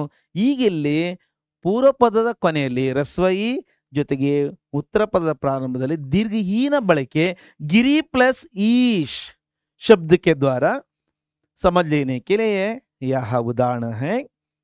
रस्व ई प्लस दीर्घ ही की मेल से भी फिर गिरीश होता है, गिरीश. ओके, यहां पर भी गिरीश इस पद के बीच दो पदों को संधि करने वाला अक्षर है. ಎರಡು ಪದಗಳನ್ನು ಸಂಧಿಸ್ತಕ್ಕಂಥ ಸಂಧಿಯನ್ನು ಮಾಡತಕ್ಕಂಥ ಅಕ್ಷರವಾಗಿರ್ತಕ್ಕಂಥ ರೀನಲ್ಲಿ ನಾವು ಈಕಾ दीर्घ ही का प्रयोग देख सकते हैं. दीर्घ हीನ ಪ್ರಯೋಗವನ್ನು ನಾವಿಲ್ಲಿ ಗಮನಿಸಬಹುದು. ನೆಕ್ಸ್ಟ್ ಅನದರ್ ಒನ್ ಎಕ್ಸಾಂಪಲ್ ಈ ಪ್ಲಸ್ ಇ, ಈ ಪ್ಲಸ್ ಇ दीर्घ ही प्लस रस्व ई की मेल से ही. ನಾವು ಈಗ ಇಲ್ಲಿ ಪೂರ್ವ ಪದದ ಕೊನೆ ಅಕ್ಷರದಲ್ಲಿ ನಾವು ದೀರ್ಘ ಸ್ವರ ಹೀನ ಬಳಕೆಯನ್ನು ನೋಡ್ತೀವಿ. ಮಹಿ ಹ ಪ್ಲಸ್ ಈ ಕಿ ಮೇಲ್ ಸೆ ಮಹಿ, ಇಲ್ಲಿ ಇದರ ಒಂದು ಬಳಕೆಯನ್ನು ನಾವು ನೋಡ್ತಾ ಇದ್ದೀವಿ. ಓಕೆ, ಹು ಪ್ಲಸ್ ಈ ಕಿ इसकी मात्रा का प्रयोग किया गया. ಈನ ಮಾತ್ರೆನಲ್ಲಿ ಹಾಗೆ ನಾವು ಸೇರ್ಪಡಿಸಿರ್ತಕ್ಕಂಥ ಅರ್ಥ ಮಾಡ್ಕೊಂತೀವಿ. ಓಕೆ, ದೀರ್ಘ ಸ್ವರ ಈ ಪ್ಲಸ್ ರಸ್ವ ಸ್ವರ ಈನ ಒಂದು ಸಂಯೋಜನೆಯಿಂದ ಮತ್ತೆ ಅಲ್ಲಿ ಸಂಧಿ ಆಗ್ತಕ್ಕಂಥ ಸಂಧಿಯಾಗಿ ಏರ್ಪಡ್ತಕ್ಕಂಥ ಒಂದು ಸ್ವರ ಮಾತ್ರ ಯಾವ್ದಪ್ಪ ಅಂದ್ರೆ ದೀರ್ಘ ಸ್ವರ ಹೀನ ಸಂಯೋಜನೆ, ಈ ಎರಡು ಹೀಗಳ ಒಂದು ಸಂಯೋಜನೆಯಿಂದ ನಾವು ದೀರ್ಘಸ್ವರ ಹೀನ ಒಂದು ಸಂಯೋಜನೆ ಗಮನಿಸಬಹುದು. ಅದು ಪ್ಲಸ್ಗಿಂತ ಮುಂಚೆ ರಸ್ವ ಬಂದು ಉತ್ತರ ಪದದಲ್ಲಿ ರಸ್ವ ಬರ್ಬೋದು, ಅಥವಾ ಪ್ಲಸ್ಗಿಂತ ಮುಂಚೆ ದೀರ್ಘ ಈ ಪ್ಲಸ್ ನಂತರ ದೀರ್ಘ ರಸ್ವ ಈ ಬರ್ಬೋದು, ಅಥವಾ ಎರಡೂ ಕಡೆಯಲ್ಲಿ ರಸ್ವಗಳೇ ಬರ್ಬೋದು, ಅಥವಾ ಎರಡು ಕಡೆ ದೀರ್ಘಗಳೇ ಬಂದಾಗಿ ಕೂಡ ಮತ್ತೆ ಅಲ್ಲಿ ಸೃಷ್ಟಿ ಆಗ್ತಕ್ಕಂಥದ್ದು ದೀರ್ಘಾಕ್ಷರವಾಗಿರ್ತಕ್ಕಂಥ ಅದರದೇ ಅಕ್ಷರವಾಗಿರ್ತಕ್ಕಂಥ ಅದರದೇ ಜಾತಿಯ ಸವರ್ಣ ಸ್ವರಗಳು, ಅಂದ್ರೆ ಅದೇ ಸ್ವರಗಳು ಅಂದ್ರೆ ಒಂದು ರಸ್ವ ಒಂದು ದೀರ್ಘ ಇರತಕ್ಕಂಥ ಅದೇ ಜಾತಿಯ ಅಕ್ಷರಗಳು ಇಲ್ಲಿ ಮತ್ತೆ ದೀರ್ಘವಾಗಿ ಅಲ್ಲಿ ಪ್ರಯೋಗ ಆಗುತ್ತೆ. ಎರಡು ಪದಗಳನ್ನು ನಾವು ಸೇರ್ಪಡಿಸಿದ ಮೇಲೆ ಜೋಡಿಸಿದ ಮೇಲೆ ಅಲ್ಲಿ ಉಚ್ಚಾರಣೆ ಆಗ್ತಕ್ಕಂಥದ್ದು ನೋಡಿ. रजनी प्लस ईश में अंतिम अक्षर रजनी के अंत आला अक्षर है, न प्लस ई की मेल से रजनी हो गया है, बाद में ही इन दोनों की मेल से फिर ई रजनीश ईश, ओके रजनीश, इस तरह समझकर ಈ ರೀತಿ ನಾವು ತಿಳ್ಕೊಂಡು ಈಗ ನಾವೀಗ ಉ ಪ್ಲಸ್ ಉ ರಸ್ವ ಎರಡು ಕೂಡ ಇದೇ ಉ ಪ್ಲಸ್ ಊನ ಬಳಸೋದ, ಮತ್ತೆ ಉ ಪ್ಲಸ್ ಊ ಪೂರ್ವ ಪದದ ಕೊನೆಯಲ್ಲಿ ಒಂದು ರಸ್ವ ಮತ್ತೆ ಉತ್ತರ ಪದದ ಪ್ರಾರಂಭದಲ್ಲಿ ಒಂದು ದೀರ್ಘವನ್ನು ಬಳಸಬಹುದು, ಅಥವಾ ಎರಡೂ ಕಡೆ ಕೂಡ ರಸ್ವಗಳನ್ನೇ ಒಂದೇ ಊನ ನಾವು ಬಂದಾಗಿ ಕೂಡ, ಅಥವಾ ಎರಡೂ ಕಡೆ ದೀರ್ಘ ಊ ಮಾತ್ರನೇ ಕೂಡ ಬಂದಾಗಿ ಕೂಡ ಕೊನೆಗೆ ಬರ್ತಕ್ಕಂಥದ್ದು ಈ ಎರಡರ ಒಂದು ಸಂಯೋಜನೆಯಿಂದ ದೀರ್ಘಸ್ವರ ಹೂಕ ಪ್ರಯೋಗ होता है ಸಂಬಂಧಿತ ಶಬ್ದಕ್ಕೆ ಸಾಥ್. ಅಲ್ಲಿ ನಾವು ಯಾವ ಒಂದು ಪದವನ್ನು ನಾವು ಸಂಧಿಯನ್ನ ಕಂಡುಹಿಡಿಯೋದಕ್ಕೆ ಪದವನ್ನ ವಿಂಗಡಣೆ ಮಾಡಿದಾಗ ವಿಗ್ರಹ ವಾಕ್ಯವನ್ನು ಮಾಡಿದಾಗ रस्व प्लस रस्व की मेल से फिर दीर्घ ऊ की प्रयोग होता है. उदाहरणार्थ शब्द है लघु प्लस उत्तर में लघुत्तर होता है. देखिए लघु शब्द में अंतिम अक्षर गा के साथ रस्व की प्रयोग किया गया है. उत्तर पद के शुरू में भी फिर रस्व की प्रयोग है. इन दो प्रयोग के बाद रस्व की प्रयोग के बाद दीर्घ ऊ की मेल देख सकते. ಎರಡು ಹೂ ರಸ್ವ ಹೂಗಳ ಒಂದು ಪ್ರಯೋಗ ಆದ್ಮೇಲೆ ಮತ್ತೆ ದೀರ್ಘ ಹೂನ ಒಂದು ಅಲ್ಲಿ ಉಚ್ಚಾರಣೆಯನ್ನು ನಾವು ಗಮನಿಸಬಹುದು. ಲಘೂತ್ತರ್ ಊತ್ತರ್ ಎರಡನೇ ಸ್ವರಗಳು ಎರಡು ಪದಗಳು ಸೇರ್ಪಡೆ ಆದಾಗ ಎರಡನೇ ಸ್ವರನೇ ಅಲ್ಲಿ ಕ್ರಿಯೇಟ್ ಆಗುತ್ತೆ. ಎರಡನೇ ಸ್ವರಗಳು ಜೋಡಿ ಜೋಡಿ ನಾವು ನೋಡ್ತಾ ಬಂದಾಗ ಅ ಆ ಅ ಆ ಇ ಈ ಉ ಮೇ ಸೆಕೆಂಡ್ ಲೆಟರ್ ಅಲ್ಲಿ ಪದವನ್ನು ಜೋಡಿಸಿದಾಗ ಬರುತ್ತಲ್ವಾ ಈ ಸೆಕೆಂಡ್ ಲೆಟರ್ ಹಾ ಈ ಊ. ಇನ್ನು ರು ಇರೋದು ಒಂದೇ ಹಿಂದಿನಲ್ಲಿ, ಆ ರು ದೀರ್ಘ ಸ್ವರ ಅಂತ ನಾವು ಹಿಂದಿ ವ್ಯಾಕರಣದ ಒಂದು ಅನುಸಾರ ಅಲ್ಲಿ ರು ಅಂತೇಳಿ ದೀರ್ಘ ಸ್ವರ ಮಾತ್ರ ಅಂತೇಳಿ ಅಲ್ಲಿ ಕನ್ಸಿಡರ್ ಮಾಡಿದ್ದಾರೆ. ಹಾಗಾಗಿ ನಾವು ದೀರ್ಘ ಸ್ವರ ಅಂತೇಳಿ ನಾವು ಇಲ್ಲಿ ತಿಳಿಬೇಕಾಗತ್ತೆ ಮಕ್ಕಳೇ. ಓಕೆ, इसके बाद और एक उदाहरण देखो. रस्व प्लस दीर्घ हू की मेल से फिर दोबारा हू का प्रयोग शब्द सिंधु और ऊर्जा के साथ समझिए. ಸಿಂಧು ಮತ್ತೆ ಊರ್ಜಾ ಅಂತಕ್ಕಂಥ ಮತ್ತೊಂದು ಎಕ್ಸಾಂಪಲ್ ನೀವು ಗಮನಿಸಿ ನೋಡಿದ್ರೆ सिंधु में भी रस्व है दू के साथ, और देखो रस्व और नेक्स्ट ऊर्जा में दीर्घ हू, इन दोनों की मेल से सिंधूर्ज ಊರ್ಜ್ ಸಿಂಧುರ್ಜ ಊರ್ಜಾ ಆಗಲಿಲ್ಲ, ರಸ್ವ ಬರಲಿಲ್ಲ, ಅಲ್ಲಿ ದೀರ್ಘ ಸ್ವರ ಮಾತ್ರನೇ ಬಂತು. ತರುವಾಯ ನಾವು ನೋಡೋಣ ಮಕ್ಕಳೇ, ಈಗ ಇಲ್ಲಿ ಪೂರ್ವ ಪದದ ಪ್ರಾರಂಭದಲ್ಲಿ ನಾವು ದೀರ್ಘ ಸ್ವರ ಮಾತ್ರ ನಾವು ಬಳಸಿರಬಹುದು. ಯಾವುದರಲ್ಲಿ ವಧೂತ್ಸವ ಶಬ್ದವನ್ನು ನೋಡಿದಾಗ ವಧು ರಸ್ವ ಇಲ್ಲಿ ಬಳಸಿಲ್ಲ. ವಧು ಹಿಂದಿ ಮೇ ವಧು कहते हैं, ಕನ್ನಡ ಮೇ ವಧು ರಸ್ವ ಊನೇ ನಾವು ಬಳಸ್ತೀವಿ, ಆದ್ರೆ ಹಿಂದಿನಲ್ಲಿ ದೀರ್ಘ ಹೂನ ನಾವು ಬಳಸ್ತೀವಿ. ದೀರ್ಘ ಹೂ ಪ್ಲಸ್ उत्तर पद के शुरू में रस्व, इन दोनों के मेल से फिर दीर्घ ऊ की मात्रा का प्रयोग होता है. वधूत्सव इस तरह देखिए. बाद में और एक पूर्व पद के अंत में भी और उत्तर पद के शुरू में भी दोनों जगह पे दीर्घ ऊ की मात्रा का प्रयोग होने पर भी ಎರಡರಲ್ಲೂ ಕೂಡ ನಾವು ದೀರ್ಘ ಸ್ವರ ಹೂ ಸ್ವರ ಮಾತ್ರ ಬಳಕೆ ಮಾಡಿದ್ದಾಗ್ಯೂ ಕೂಡ ಮತ್ತೆ ಅಲ್ಲಿ ಆ ಪದ ಸಂಯೋಜನೆ ಆದಮೇಲೆ ಮತ್ತೆ ಅಲ್ಲಿ ದೀರ್ಘಸ್ವರನೇ ಅಲ್ಲಿ ಕ್ರಿಯೇಟ್ ಆಗತಕ್ಕಂಥ ಈ ಒಂದು ಪ್ರಕ್ರಿಯೆಗೆ ನಾವು ಎಲ್ಲ ಒಟ್ಟಾರೆ ಹೂಗಳು ಸೇರಿದಾಗ ಹೂ ಆಗುತ್ತೆ ಅಂತ ನಾವು ತಿಳಿದಾಗ ಬು ಪ್ಲಸ್ ಊರ್ಜಾಮೆ ಹೂ ಪ್ಲಸ್ ಹೂ ಬೂರ್ಜಾ ಬು ಪ್ಲಸ್ ಹೂ. ಇಲ್ಲಿ ನೋಡಿ ಒಂದೇ ಅಕ್ಷರದಲ್ಲಿ ನಾವು ಸ್ವರ ಮಾತ್ರ ಪ್ರಾರಂಭದ 2 ಪದದ ಒಂದು ಅಕ್ಷರದಲ್ಲಿ ಕೂಡ ನಾವು ಈ ಒಂದು ಸಂಧಿ ಸಂಯೋಜನೆನ ಸಂಧಿಯ ಒಂದು ವಿಂಗಡಣೆ ನಾವು ತಿಳಿತಾ ಹೋಗ್ತೀವಿ. ಈಗ ಈ ದೀರ್ಘ ಸಂಧಿಯ ಬಗ್ಗೆ ನಾವು रूना ಬಗ್ಗೆ ನಾವು ತಿಳಿಯೋಣ. दोनों जब एक ही रू है हिंदी में, इसलिए दोनों जगह पे उत्तर पद के शुरू में भी उत्तर पद next plus after plus before पूर्व पद के अंत में भी रू का प्रयोग के लिए उदाहरण है. एक उदाहरण पितृ प्लस ऋण पितृण पितृ तृ के अंदर ही है रू का प्रयोग. ರೂ ನ ಪ್ರಯೋಗವನ್ನು ನಾವಿಲ್ಲಿ ಒಂದು ತೃ ಶಬ್ದದ ಒಂದು ಒಳಗಡೆ ನಾವು ಆ ಒಂದು ರೂ ಮಾತ್ರೆನ ಬಳಕೆಯನ್ನು ನಾವು ಗಮನಿಸಬಹುದು. ಜೊತೆಗೆ ಪ್ರಾರಂಭದಲ್ಲಿ ಉತ್ತರ ಪದದ ಪ್ರಾರಂಭಿಕ ಅಕ್ಷರ ನೇರವಾಗಿ ನಮಗೆ ಅಲ್ಲಿ ದೀರ್ಘ ರೂನ ಬಳಕೆ ಆದಾಗ ಮತ್ತೆ ಅಲ್ಲಿ पितृन रू की मात्रा ता के साथ देख सकते हैं. इस प्रकार दीर्घ संधि का उदाहरण है. अंत में हम लोग समझ लेने का है हा ई ऊ रो वाले ರೋ ಈ ಇಷ್ಟು 3 ಅಕ್ಷರಗಳು ಹಾ ಈ ऊ रो से उच्चरित होने वाले शब्दों को पदों को पहचान कर इन पद तो इस पद दीर्घ संधि का है लिख सकते हैं अथवा समझ सकते हैं अथवा दूसरों को भी बोल सकते हैं. ಈ ಪದ ಇಲ್ಲಿ 2 ಪದಗಳ ನಡುವೆ ಈ ಸ್ವರ ಮಾತ್ರ ಪ್ರಯೋಗ ಆಗ್ತಾ ಇದೆ. ಹಾಗಾಗಿ ಇದು ದೀರ್ಘ ಸಂಧಿ ಅಂತೇಳಿ ನಾವು ಆ ಪದವನ್ನು ಪ್ರೊನೌನ್ಸಿಯೇಷನ್ ಮಾಡ್ತಿದ್ದಂಗೆ ನಾವು ಅಲ್ಲಿ ಉಚ್ಚಾರಣೆ ಯಾವ ಅಕ್ಷರದಿಂದ ಅಲ್ಲಿ ಮಧ್ಯದಲ್ಲಿ ಸಂಧಿ ಏರ್ಪಡ್ತಾ ಇದೆ ಅಂತೇಳಿ ನಾವು ಅರ್ಥ ಮಾಡ್ಕೊಂಡು ಹೋಗ್ಬೇಕಾಗತ್ತೆ. 5 भेदों में से अब दूसरी भेद के बारे में समझो बच्चों. स्वर संधि के 5 भेदों में से दीर्घ संधि के बारे में समझकर अब दूसरा भेद है. दूसरी भेद गुण संधि के बारे में समझिए. गुण संधि ಬಗ್ಗೆ ಇಲ್ಲಿ ಅರ್ಥ ಮಾಡ್ಕೊಳ್ಳಿ.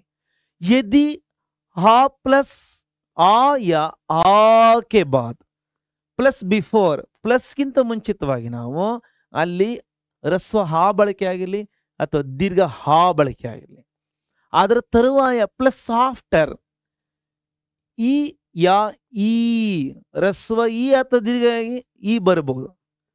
ಪ್ರಾರಂಭದಲ್ಲಿ ಪ್ಲಸ್ಗಿಂತ ಮುಂಚಿತವಾಗಿ ರಸ್ವ ಅಥವಾ ದೀರ್ಘ ಬಂದಿರಲಿ, ಪ್ಲಸ್ ಆದಮೇಲೆ ರಸ್ವ ಈ ಅಥವಾ ನೋಡಿ ಆ ಪ್ಲಸ್ ಈ ಅಥವಾ ಆ ಪ್ಲಸ್ ಈ ಬಳಕೆ ಆಗಿರಲಿ, ಊ ಯಾ ಊ ಅಥವಾ ಊ ಅಥವಾ ಊ ಆ ಪ್ಲಸ್ ಊ ಆ ಪ್ಲಸ್ ಊ ಅದೇ ತರ ಆ ಪ್ಲಸ್ ಊ ಅಥವಾ ಊ ಬಳಕೆ ಆಗಿರಲಿ ಅಥವಾ ರೂ ಬಂದಿರಲಿ. ದೋನೋ ಮಿಲ್ಕ ಎರಡು ಸೇರ್ಪಡೆಯಾಗಿ ಆ ಪ್ಲಸ್ ಈ ಆ ಪ್ಲಸ್ ಈ ಆ ಪ್ಲಸ್ ಊ ಆ ಪ್ಲಸ್ ಊ ಅದು ಮೊದಲನೇ ಆ ಇರ್ಬೋದು, ಎರಡನೇ ಆ ಇರ್ಬೋದು. ತರುವಾಯ ಬರ್ತಕ್ಕಂಥ ಈಗಳಿರ್ಬೋದು, ಊಗಳಿರ್ಬೋದು ಅಥವಾ ರೂಗಳಿರ್ಬೋದು. ಎರಡು ಸೇರ್ಪಡೆ ಆದಾಗ A O Har O ಜಾತೆ A ಅಂತೇಳಿ ಅಲ್ಲಿ ಕ್ರಿಯೇಟ್ ಆಗುತ್ತೆ, ಓ ಅಂತೇಳಿ ಕ್ರಿಯೇಟ್ ಆಗುತ್ತೆ, ಅರ್ ಅಂತೇಳಿ ए वाले ओ वाले और अर वाले शब्द गुण संधि के लिए उदाहरण होते हैं. उदाहरणों को देखने से हमको पूरी तरह से समझ में आएगा. नಮಗೆ ಉದಾಹರಣೆ ನಾವು ನೋಡಿದಾಗ ನಮಗೆ ಸಂಪೂರ್ಣವಾಗಿ ನಮಗೆ ಅರ್ಥವಾಗುತ್ತೆ ಮಕ್ಕಳೇ. ಓಕೆ, ರಸ್ವ ಹಾ ಪ್ಲಸ್ ರಸ್ವ ಈ ಕಿ ಮೇಲ್ ಸೆ ಎ ನೋಡಿ ಆ ಪ್ಲಸ್ ಈ ನೋಡಿ ರಸ್ವ ಹಾ ಮತ್ತೆ ಈ ಎರಡರ ಒಂದು ಸಂಯೋಜನೆಯಿಂದ ನಾವೀಗ ಯಾವ ಒಂದು ಪ್ರಯೋಗವನ್ನು ನಾವು ನೋಡ್ತಾ ಇದ್ದೀವಿ, ಎ ಪ್ರಯೋಗವನ್ನು ನಾವು ಗಮನಿಸ್ತೀವಿ. ಎ ಯಾವ ತರ ಬರುತ್ತೆ, ಉದಾಹರಣೆಗೆ ಗಜ ಗಜ ಪ್ಲಸ್ ಇಂದ್ರ, गज जा के अंदर रस्व प्लस इंद्र में रस्व ई के ಮೇಲ್ ಸೆ ಇಲ್ಲಿ ನೇರವಾಗಿ ಈ ಬಳಕೆ ಆಗಿದೆ ಅಲ್ವಾ. ಈ ಎರಡರ ಒಂದು ಸಂಯೋಜನೆಯಿಂದ ಯಕಾರ್ एक ही मात्रा का प्रयोग होता है, एक ही मात्रा, एकार का प्रयोग. ಗಜೇಂದ್ರ, ಗಜೇ, ಏ ಬಳಕೆ ಆಯ್ತು ಇಲ್ಲಿ. ರಸ್ವಹ ರಸ್ವಹಿಗಳ ಒಂದು ಪ್ರಯೋಗದಿಂದ ಗಜಲ್ಲಿರ್ತಕ್ಕಂಥ ಹ रस्वह, गज आफ्टर उत्तर पद के शुरू में प्रयुक्त होने वाला ई, आ प्लस ई, गज प्लस इंद्रನಲ್ಲಿ, ಗಜನಲ್ಲಿ ಹ, ಇಂದ್ರನಲ್ಲಿ ಹಿ, ಎರಡರ ಒಂದು ಸಂಯೋಜನೆಯಿಂದ ಏ ಬಂತಲ್ಲಿ. ಏನ ಒಂದು ಪ್ರವೇಶ ಆಗುತ್ತೆ. ಇಲ್ಲಿ ಯಾವೆಲ್ಲ ಏಕಾರಗಳು ಬರ್ತಾವೋ ಅವೆಲ್ಲ ಗುಣಸಂಧಿ ಅಂತ ತಿಳ್ಕೊಂಡ್ರಿ ಮಕ್ಕಳು. ಏಕಾರ ಓಕಾರಗಳು ಪದದ ಒಂದು ನಡುವೆ, ಎರಡು ಪದಗಳ ನಡುವೆ ಅಲ್ಲಿ ಏಕಾರ ಓಕಾರ ಅರ್ಕಾರಗಳಾಗಿ ಅಲ್ಲಿ ಪ್ರೊನೌನ್ಸಿಯೇಷನ್ ಆಗ್ತಾ ಇದೆ ಅಂದ್ರೆ, ಉಚ್ಚಾರಣೆ ಆಗ್ತಾ ಇದೆ ಅಂದ್ರೆ ಇದೊಂದು ಫಾರ್ಮುಲಾ ತಿಳ್ಕೊಂಡ್ರಿ.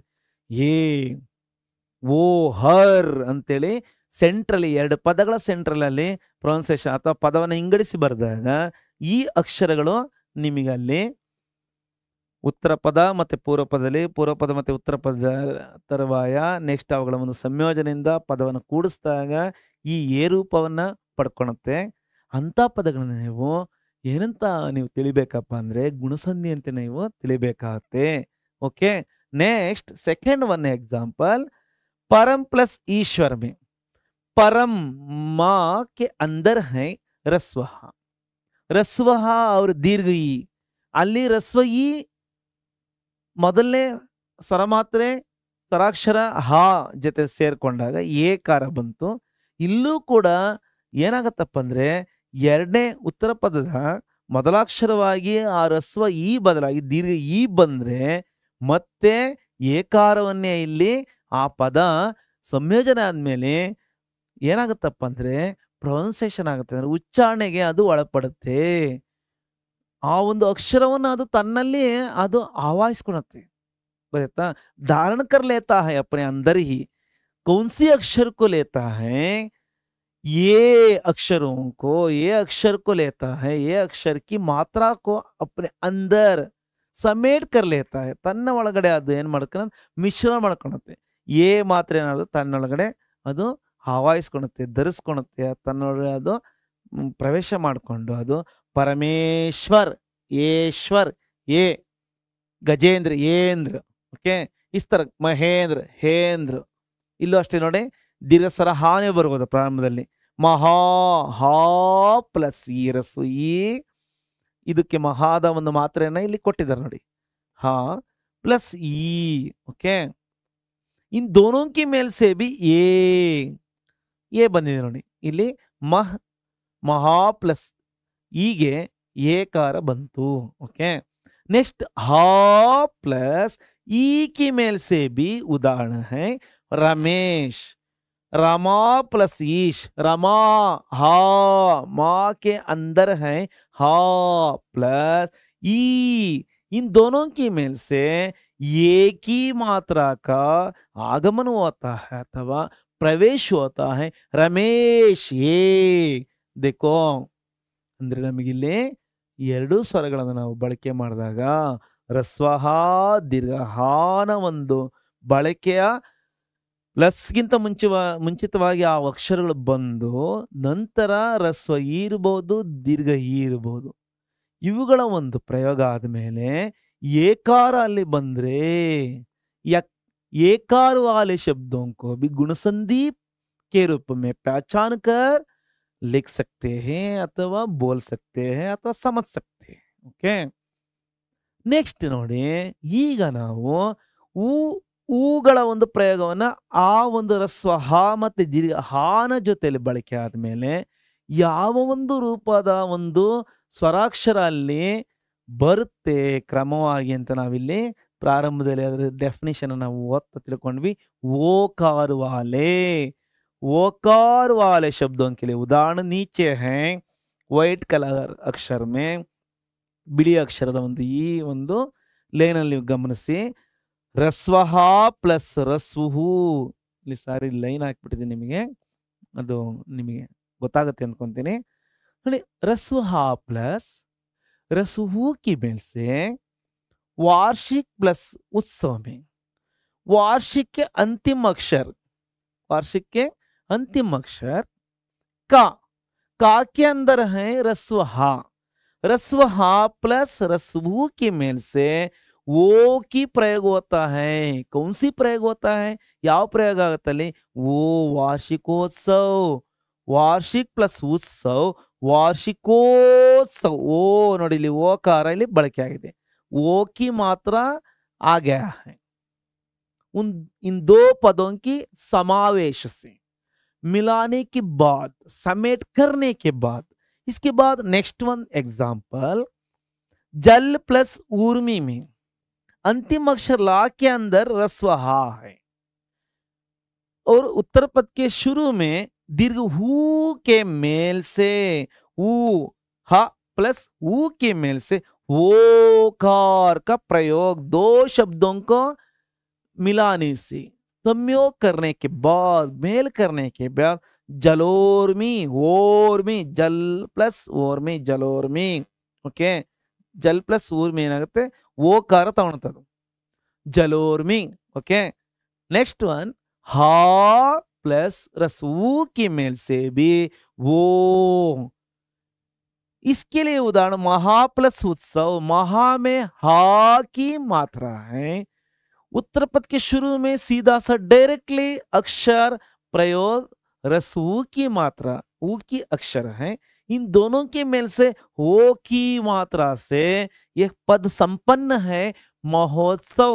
ओके, इसके बाद नेक्स्ट अनदर वन एग्जांपल, हा प्लस ऊ। इससे इसके लिए उदाहरण महा प्लस ऊर्मी, महा में हा प्लस ऊ ನೋಡಿ ಅಲ್ಲಿ ರಸ್ ದೀರ್ಘಸ್ವರ ಹಾ ಮತ್ತೆ ರಸ್ವಸ್ವರ ಊ ಸೇರ್ಪಡೆ ಆಗಿರ್ತಕ್ಕಂಥ ಮಹೋತ್ಸವ ನೋಡಿವಿ, ಮಹೋತ್ಸವಗೆ। ಇಲ್ಲಿ ಮಹೋರ್ಮಿಗೆ ಉತ್ತರ ಪದದ ಪ್ರಾರಂಭದಲ್ಲಿ ದೀರ್ಘಸ್ವರ ಹೂ ಮಾತ್ರ ಬಂದಿದೆ, ಅಲ್ಲಿ ರಸ್ವಸ್ವರ ಹೂ ಮಾತ್ರ ಬಂದಿದೆ, ಇಲ್ಲಿ ದೀರ್ಘಸ್ವರ ಹೂ ಮಾತ್ರ ಬಂದಿದೆ। ಇಲ್ಲೂ ಕೂಡ ಇಲ್ಲಿ ಸ್ವರಗಳು ಚೇಂಜ್ ಆದ್ರೂ ಕೂಡ, ಆದ್ರೆ ಆ ಪದ ಸಂಯೋಜನೆ ಆದ್ಮೇಲೆ, ಆ ಪದ ಜೋಡಣೆ ಆದ್ಮೇಲೆ ಅಲ್ಲಿ ಸಂಧಿ ಏರ್ಪಟ್ಟಾಗ ಬರ್ತಕ್ಕಂಥ ಒಂದು ಸ್ವರ ಮಾತ್ರ ಯಾವ್ದಾಗಿರುತ್ತಪ್ಪ ಅಂದ್ರೆ ಓ ಮಾತ್ರೆ ಬಂದಿರುತ್ತೆ, ಓಕಾರ ಬಂದಿರುತ್ತೆ। ಈ ಓಕಾರ ಬಂದಿರತಕ್ಕಂಥ ಈ ಒಂದು ಸ್ವರೂಪಕ್ಕೆ ಆ ಪ್ಲಸ್ ಊ, ಆ ಪ್ಲಸ್ ಊ, ಆ ಪ್ಲಸ್ ಊ ಅಥವಾ ಹಾ ಪ್ಲಸ್ ऊ के मेल से ही वो वाले शब्दों का प्रयोग होता है। ऐसे शब्दों को गुणसंधि में रखा जा सकता है। ಅಂತ ಶಬ್ದಗಳನ್ನ ನಾವು ಗುಣಸಂಧಿಯಲ್ಲಿ ಇಡಬಹುದಾಗಿದೆ ಅಥವಾ ಗುಣಸಂಧಿ ಅಂತೇಳಿ ನಾವು ಐಡೆಂಟಿಫೈ ಮಾಡಬಹುದಾಗಿದೆ। नेक्स्ट अनदर वन एग्जांपल देखो बच्चों, देखिए आप ನೋಡಿ ಈಗ ನಾವು ಓಕೆ ಆ ಕಡೆ ಬಂದಿದ್ಯಾ? ಓಕೆ, ಈಗ ನಾವು ನೋಡೋಣ। ಓಕೆ, वृद्धि संधि। ಈಗ ನಾವು वृद्धि संधि ಬಗ್ಗೆ ನೋಡೋಣ ಮಕ್ಕಳೇ। वृद्धि संधि में इसके बारे में यह तीसरा भेद है। स्वर संधि के 5 भेदों में से हम लोग तीसरी विधा के बारे में देख सकते हैं। ಮೂರನೇ ಪ್ರಕಾರದ ಬಗ್ಗೆ ನಾವು ಇಲ್ಲಿ ನೋಡ್ತಾ ಇದೀವಿ। ಓಕೆ, ದೀರ್ಘ ಸಂಧಿ ಆಯ್ತು, ಗುಣ ಸಂಧಿ ಆಯ್ತು, ಈಗ ನಾವು ವೃದ್ಧಿ ಸಂಧಿ ಕಡೆ ಬಂದಿದ್ದೀವಿ। ಈ ಮೂರನೇ ವಿಧದ ಕಡೆ ನಾವು ಈಗ ನೋಡೋದಾದ್ರೆ ಇದರ ಒಂದು ಅರ್ಥೈಸ್ಕೊಳ್ತಕ್ಕಂಥ ಒಂದು ವಿಧಾನ 2 ಸಾಲಲ್ಲಿ ನೀವು ಅರ್ಥ ಮಾಡ್ಕೋಬೇಕು ಮಕ್ಕಳೇ। यदि ह प्लस आ या आ के बाद प्लस नहीं, या मीन्स अथवा रस्व हा अथवा दीर्घ हा तरुवाया बाद मीन्स आफ्टर प्लस बिफोर पूर्व पद के अंत वाले अक्षर के साथ रस्व हा अथवा दीर्घ हा, पूर्व पद ಕೊನೆಯ ಅಕ್ಷರದ ಒಳಗಡೆ ರಸ್ವ ಹಾ ಬಂದಿರಬಹುದು ಅಥವಾ ದೀರ್ಘ ಹಾ ಬಂದಿರಬಹುದು। ತರುವಾಯ ಉತ್ತರ ಪದ ಪ್ರಾರಂಭದಲ್ಲಿ ಎ ಐ ಆಯಿತು, ಎ ಬಂದಿರಬಹುದು ಪ್ಲಸ್ ಆದ್ಮೇಲೆ, ಅಥವಾ ಹೈ ಮಾತ್ರೆ ಬಂದಿರಬಹುದು, ಐ ಸ್ವರ ಮಾತ್ರೆ ಬಂದಿರಬಹುದು। ಬಂದಂತ ಸಂದರ್ಭದಲ್ಲಿ ದೋನೋಂಕೆ ಸ್ಥಾನ ಮೇಲೆ ಅವೆರಡರ ಒಂದು ಸ್ಥಾನದಲ್ಲಿ ಅವೆರಡರ ಒಂದು ಸಂಯೋಜನೆ ಆದ್ಮೇಲೆ ಆ ಒಂದು ಜಾಗದಲ್ಲಿ ಆಕ್ರಮಿಸ್ಕೊಳ್ತಕ್ಕಂಥದ್ದು ಬಂದು ಅಲ್ಲಿ ಕುತ್ಕೊಳ್ತಕ್ಕಂಥದ್ದು ಐ ಅಂತಕ್ಕಂಥದ್ದು। ಅವೆರಡರ ಜಾಗಕ್ಕೆ ಬಂದು ನಾನು ಬಂದು ಸೆಟ್ಟಿಂಗ್ ಆಗ್ತಾ ಇದ್ದೀನಿ, ನಾನು ಬಂದಿಲ್ಲಿ ಸಿಂಹಾಸನರೂಢನಾಗ್ತೀನಿ ಅಂತೇಳಿ ಹೈ ಹಣ್ಣವ್ರು ಬರ್ತಾರೆ। ಯಾರು ಬರ್ತಾರೆ? ಹೈ ಬರ್ತಾರೆ। ತತ ಮತ್ತು ಅದೇ ತರ ಇನ್ನೂ ಒಂದು ವಿಧಾನ ಏನಪ್ಪ ಅಂದ್ರೆ ರಸ್ವ ಹಾ ಯಾ ಹಾ ಕೆ ಬಾದ್ ಅಂದ್ರೆ ಪ್ಲಸ್ಗಿಂತ ಮುಂಚಿತವಾಗಿ ಅಂದ್ರೆ ಪೂರ್ವ ಪದದಲ್ಲಿ ಕೊನೆಯ ಅಕ್ಷರದಲ್ಲಿ ರಸ್ವ ಹಾ ಬಂದಿರಬಹುದು ಅಥವಾ ದೀರ್ಘ ಹಾ ಬಂದು ತರುವಾಯ ಉತ್ತರ ಪದದ ಪ್ರಾರಂಭದಲ್ಲಿ ಓ ಅಥವಾ ಹೌಗಳು ಬಂದ್ರೆ ಓ ಒಂದು ಸ್ವರ ಮಾತ್ರೆ ಅಥವಾ ಓ ಸ್ವರಾಕ್ಷರ ಓ ಸ್ವರ ಚಿಹ್ನೆಯಲ್ಲಿ ಸಂಬಂಧಿತ ಅಕ್ಷರದಲ್ಲಿ ಅಥವಾ ನೇರವಾಗಿ ಈ ಅಕ್ಷರಗಳು ಬಳಕೆ ಆಗಿರ್ಬೋದು. ನೇರವಾಗಿ ಬರ್ತಕ್ಕಂಥ ಸಾಧ್ಯತೆ ಉತ್ತರ ಪದ ಪ್ರಾರಂಭದಲ್ಲಿ ನಾವು ಗಮನಿಸ್ತೀವಿ. ಎಲ್ಲ ಸ್ವರಗಳು ನೇರವಾಗಿ ಬರ್ತವೆ. ಸಾಮಾನ್ಯವಾಗಿ ಉತ್ತರ ಪದದ ಪ್ರಾರಂಭಿಕವಾಗಿ ನಾವು ಹೆಚ್ಚಿನದಾಗಿ ನೇರವಾಗಿ ಈ ಸ್ವರ ಮಾತ್ರೆಗಳು ಪ್ರಯೋಗ ಆಗ್ತವೆ. ಆದರೆ ಪೂರ್ವ ಪದದ ಕೊನೆಯಲ್ಲಿ ವ್ಯಂಜನ ಜೊತೆಯಲ್ಲಿ ಬಂದಿರ್ತವೆ. ವ್ಯಂಜನದ ಒಳಗಡೆ ಅವು ಬಚ್ಚಿಟ್ಕೊಂಡಿರ್ತವೆ ಅಲ್ವಾ? ವ್ಯಂಜನದ ಒಳಗಡೆ ಅವು ಬಚ್ಚಿಟ್ಕೊಂಡು ಅವು ಸ್ವರಗಳು ಅಲ್ಲಿ ಶೋ ಆಗ್ತಾ ಇರ್ತವೆ. ಅದನ್ನು ನಾವು ಉಚ್ಚಾರಣೆಯನ್ನು ಮಾಡ್ತಾ ನಾವು ತಿಳ್ಕೊಂತಾ ಇರಬೇಕು. ಓಕೆ, ದೋನೋಂಕೆ ಸ್ಥಾನ ಎರಡರ ಸ್ಥಾನದಲ್ಲಿ ಅಂದ್ರೆ ಆ ಪ್ಲಸ್ ಓ, ಆ ಪ್ಲಸ್ ಓ ಅಥವಾ ಆ ಪ್ಲಸ್ ಹೌ, ಆ ಪ್ಲಸ್ ಹೌ ಬಂದಾಗ ಹೌ ಅಣ್ಣವರೇ ಇರ್ತಾರೆ, ಕುತ್ಕೊಳ್ತಾರೆ. ವೃದ್ಧಿ ಸಂಧಿಗೆ ಇನ್ನೇನಿಲ್ಲ, ಐವಾಲೆ ಹೌವಾಲೆ. ಎರಡು ಪದಗಳ ನಡುವೆ ಐ ಅಂತೇಳಿ ಉಚ್ಚಾರಣೆ ಆಯ್ತು ಅಂದ್ರೆ ಏಕೈಕ್ಯ ಮತೈಕ್ಯ ಗೊತ್ತಾ? ಈ ತರ ಪದಗಳು ನಮಗೆ ಎಕ್ಸಾಂಪಲ್ ನಾವು ನೋಡ್ತೀವಿ ಗೊತ್ತಾ? ಹೌ ಇಂದ ಸೆಂಟ್ರಲ್ ಅಲ್ಲಿ ಪ್ರೊನೌನ್ಸಿಯೇಷನ್ ಆಗ್ತಾ ಇದೆ ಅಂದ್ರೆ ಹೈ ಮತ್ತೆ ಹೌವಿಂದ ಉಚ್ಚಾರ ಆಗ್ತಕ್ಕಂಥ, ಹೌವಿಂದ ಹೇಳ್ತಕ್ಕಂಥ, ಹೈಯಿಂದ ನಾವು ಬಳಕೆ ಮಾಡ್ತಕ್ಕಂಥ ಪದಗಳು ಯಾವ ಬರ್ತಾವ ಅವನ್ನೆಲ್ಲ ವೃದ್ಧಿ ಸಂಧಿ ಅಂತೇಳಿ ನಾವು ತಿಳ್ಕೊಬೇಕಾಗತ್ತೆ ಮಕ್ಕಳೇ. ಓಕೆ, ಈಗ ನಾವು ಉದಾಹರಣೆ ನೋಡೋಣ. ಉದಾಹರಣೆಯಲ್ಲಿ ನಾವು ನೋಡ್ತಾ ಇದ್ರೆ ಕ फर्स्ट का भाग में देखिए रस्व हा देखो प्लस ये रस्व हा ಮತ್ತೆ ये ಯಾವ ಪದದಲ್ಲಿ ಬಂದಿದೆ? एक प्लस एक. एक पूर्व पद का अंतिम अक्षर का के अंदर हा है. क प्लस आ के मेल से हा है. ಈ ಹಾ ಅನ್ನೋದು ಕಾಯಿ ಒಳಗಡೆ ಈ ವ್ಯಂಜನಾಕ್ಷರ ಕಾ ಒಳಗಡೆ ಅದು ಅಡಕವಾಗಿದೆ ಅಂದ್ರೆ ಅದು ಸಸ್ಪೆನ್ಸ್ ಆಗಿ ಬಚ್ಚಿಟ್ಕೊಂಡು ಕೂತ್ಕೊಂಡಿದೆ.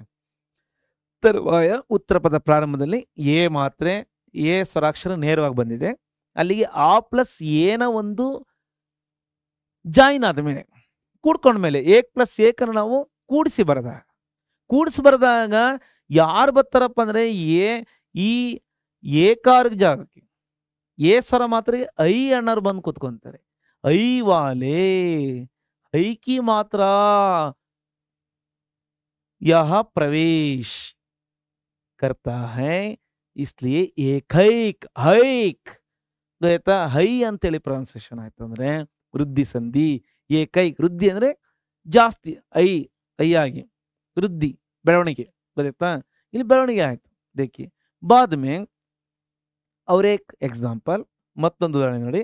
रस्व आ प्लस ಐ की मेल से मत प्लस ऐक्य मत ता के अंदर रस्व और ऐ सीधा सा डायरेक्टली आ गया है. इन दोनों के मेल से है भी आता है. ಇಲ್ಲಿ ಎ ಬಂದ್ರೆ ಮಾತ್ರ ಐ ಆಗಲ್ಲ, ಐ ಬಂದ್ರು ಕೂಡ ಮತ್ತೆ ಐನೇ ನಾನೇ ಇರ್ತೀನಿ ಇಲ್ಲುವೆ ಅಂತೇಳಿ ಐಕಾರನೇ ಇಲ್ಲಿ ಉಚ್ಚಾರಣೆ ಆಯ್ತು ಅಂದ್ರೆ मतैक्य त प्लस आई मतैक्य. बीच में इन दो शब्दों के बीच में संधि करने वाला अक्षर है. संधि के रूप में प्रयोग होने वाला प्रवेश होने वाला अक्षर है, होने वाले अक्षर है है. नेक्स्ट तीसरा एग्जांपल सदा प्लस ये में सदा दा के अंदर दीर्घ हा का प्रयोग देख सकते हैं. बाद में उत्तर पद के शुरू में सीधा सा डायरेक्टली ए का प्रयोग. इन दोनों की मेल से हा प्लस ये हई की प्रयोग आ गया है. हई न प्रयोग ಇಲ್ಲಿ ಆಗಿದೆ ನೋಡಿ. सदैव दैव ऐव कहता. इस प्रकार और एक एग्जांपल महा प्लस ऐश्वर्य में महा हा के साथ दीर्घ हा की मात्रा प्लस है की मेल से भी फिर दोबारा है ಮಹೇಶ್ವರ್ಯ ಮಹಾ ಪ್ಲಸ್ ಐಶ್ವರ್ಯ ಮತ್ತೆ ಹೈನೇ ಇಲ್ಲಿ ಬರುತ್ತೆ. ಈ ರೀತಿ ಹೈ ಬರ್ತಕ್ಕಂಥ ಪದಗಳನ್ನು ನಾವು ಆ ಪ್ಲಸ್ ಎ ಬಳಕೆ ಮಾಡಿರಲಿ, ಹಾ ಪ್ಲಸ್ ಹೈ ಬಳಕೆ ಮಾಡಿರಲಿ, ಆ ಪ್ಲಸ್ ಎ ಆರ್ ಐ दोनों के मेल से उत्पन्न होने वाला और एक अक्षर के लिए भी वृद्धि संधि के रूप में समझ सकते हैं. ओके, नेक्स्ट एग्जांपल ಈಗ ನೋಡಿ ಮಕ್ಕಳೇ, महाप्राण का के साथ रस्व हा प्लस वो इज इक्वल टू वो ಯಾವ ತರ ಆಗಿದೆ ಇಲ್ಲಿ परम प्लस वो जिंद परम के अंतिम अक्षर मां, यह पूरा पद है. पूरा पद के अंत वाला अक्षर के अंदर ही रस्व हा प्लस वो, हा प्लस वो हौ के रूप में प्रयुक्त होता है. परम प्लस औज, परम प्लस ओज, सारी औज नहीं, परम प्लस ओज ಪರಮೋಜ್ ಔ ನೋಡಿ. ಈ ಹೌ ಅಂತಕ್ಕಂಥದ್ದು ಇಲ್ಲಿ ಬಂತು.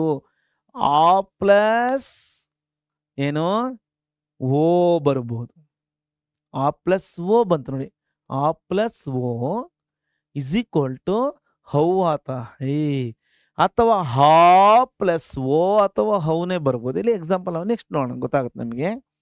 1 प्लस औषधि में 1 ना के अंदर रस्वहा है, प्लस के बाद औ का प्रयोग, इन दोनों के मेल से भी फिर दोबारा औ की प्रयोग होता है. वनौषध, वनौषध देखो इसके बीच में है वनौषध, इन ना अक्षर के साथ आ गया है. ಈ ನಾ ಅಕ್ಷರ ಜೊತೆಲಿ ಬಂದಾಗಿದೆ. नेक्स्ट दीर्घ हा प्लस हो ओ की मेल से भी वो की मात्रा आ जाता है. इसके लिए उदाहरण महोजस्वी शब्द को विग्रह करके लिखे तो इस तरह लिख सकते हैं महा प्लस ओजस्वी. ಇಲ್ಲಿ ಹಾ ಪ್ಲಸ್ ಓ, ಆ ಪ್ಲಸ್ ಓ ಬಳಕೆ ಆಗಿದೆ.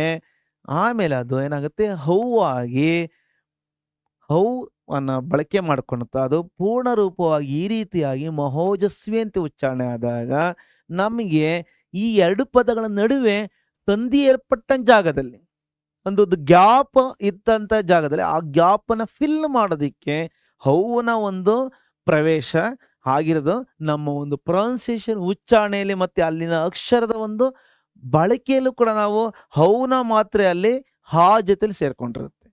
ಹೌನ ಮಾತ್ರೆ ಇಲ್ಲಿ ಪರಮೋಜಲ್ಲಿ ಮಾ ಜೊತೆ ಸೇರ್ಕೊಂಡಿದೆ. ಓಕೆ, ಮತ್ತೆ ಹೈ ರೂಪದಲ್ಲಿ ನಾವು ನೋಡಿದ್ರೆ ಇಲ್ಲಿ ಏನ ಬದಲಾಗಿ ಹೈ ಕಾ ಜೊತೆಲಿ ಬಂದಿರುತ್ತೆ, ದಾ ಜೊತೆಲಿ ಬಂದಿದೆ. ಈ ರೀತಿ ನಾವು ಹೈ ವಾಲೆ ಹೌ ವಾಲೆ ಶಬ್ದೋं को क्या कहना चाहिए, वृद्धि संधि के रूप में समझकर उत्तर लिख सकते हैं. इस प्रकार के कई शब्द हमको प्रश्नों में पूछे तो ನಾವು ಪ್ರಶ್ನೆಯಲ್ಲಿ ನಾವು ಈ ತರ ಕೇಳಿದ್ದೆ ಆದ್ರೆ ನಾವು ಈ ರೀತಿ ಈ ಒಂದು ಸಣ್ಣ ಫಾರ್ಮುಲಾ ನಿಮ್ಮ ಮೈಂಡ್ ಅಲ್ಲಿ ಇರಬೇಕು. ಗೊತ್ತಾಯ್ತಾ ಮಕ್ಕಳೇ? ದೀರ್ಘ ಸಂಧಿಗೆ ಎಲ್ಲ ದೀರ್ಘ ಸ್ವರ ಮಾತ್ರೆಗಳು ಹಾ ಈ ಊ ರು ಬಂದ್ರೆ ಆ ಒಂದು ಎರಡು ಪದಗಳ ನಡುವಿನ ಒಂದು ಸಂಧಿಸುವ ಜಾಗದಲ್ಲಿ ಅದು ದೀರ್ಘ ಸಂಧಿ ಅಂತ ಕರಿಬೇಕು ಅಂತ ನಿಮಗೆ ಗೊತ್ತಿರುತ್ತೆ. ಓಕೆ, ಈ ಒಂದು ಫಾರ್ಮುಲಾ ನೀವು ಅರ್ಥ ಮಾಡ್ಕೋಬೇಕು. ವೃದ್ಧಿ ಸಂಧಿನಲ್ಲಿ ಹೈ ಮತ್ತೆ ಹೌ ಬಂದ್ರೆ ಓಕೆ, ಈ ತರ ನೀವು ಅರ್ಥ ಮಾಡಿಕೊಂಡು ನೆಕ್ಸ್ಟ್ ನಾವೀಗ ನೋಡೋದಾದ್ರೆ ಮಕ್ಕಳೇ ತರುವಾಯ ನೋಡೋಣ.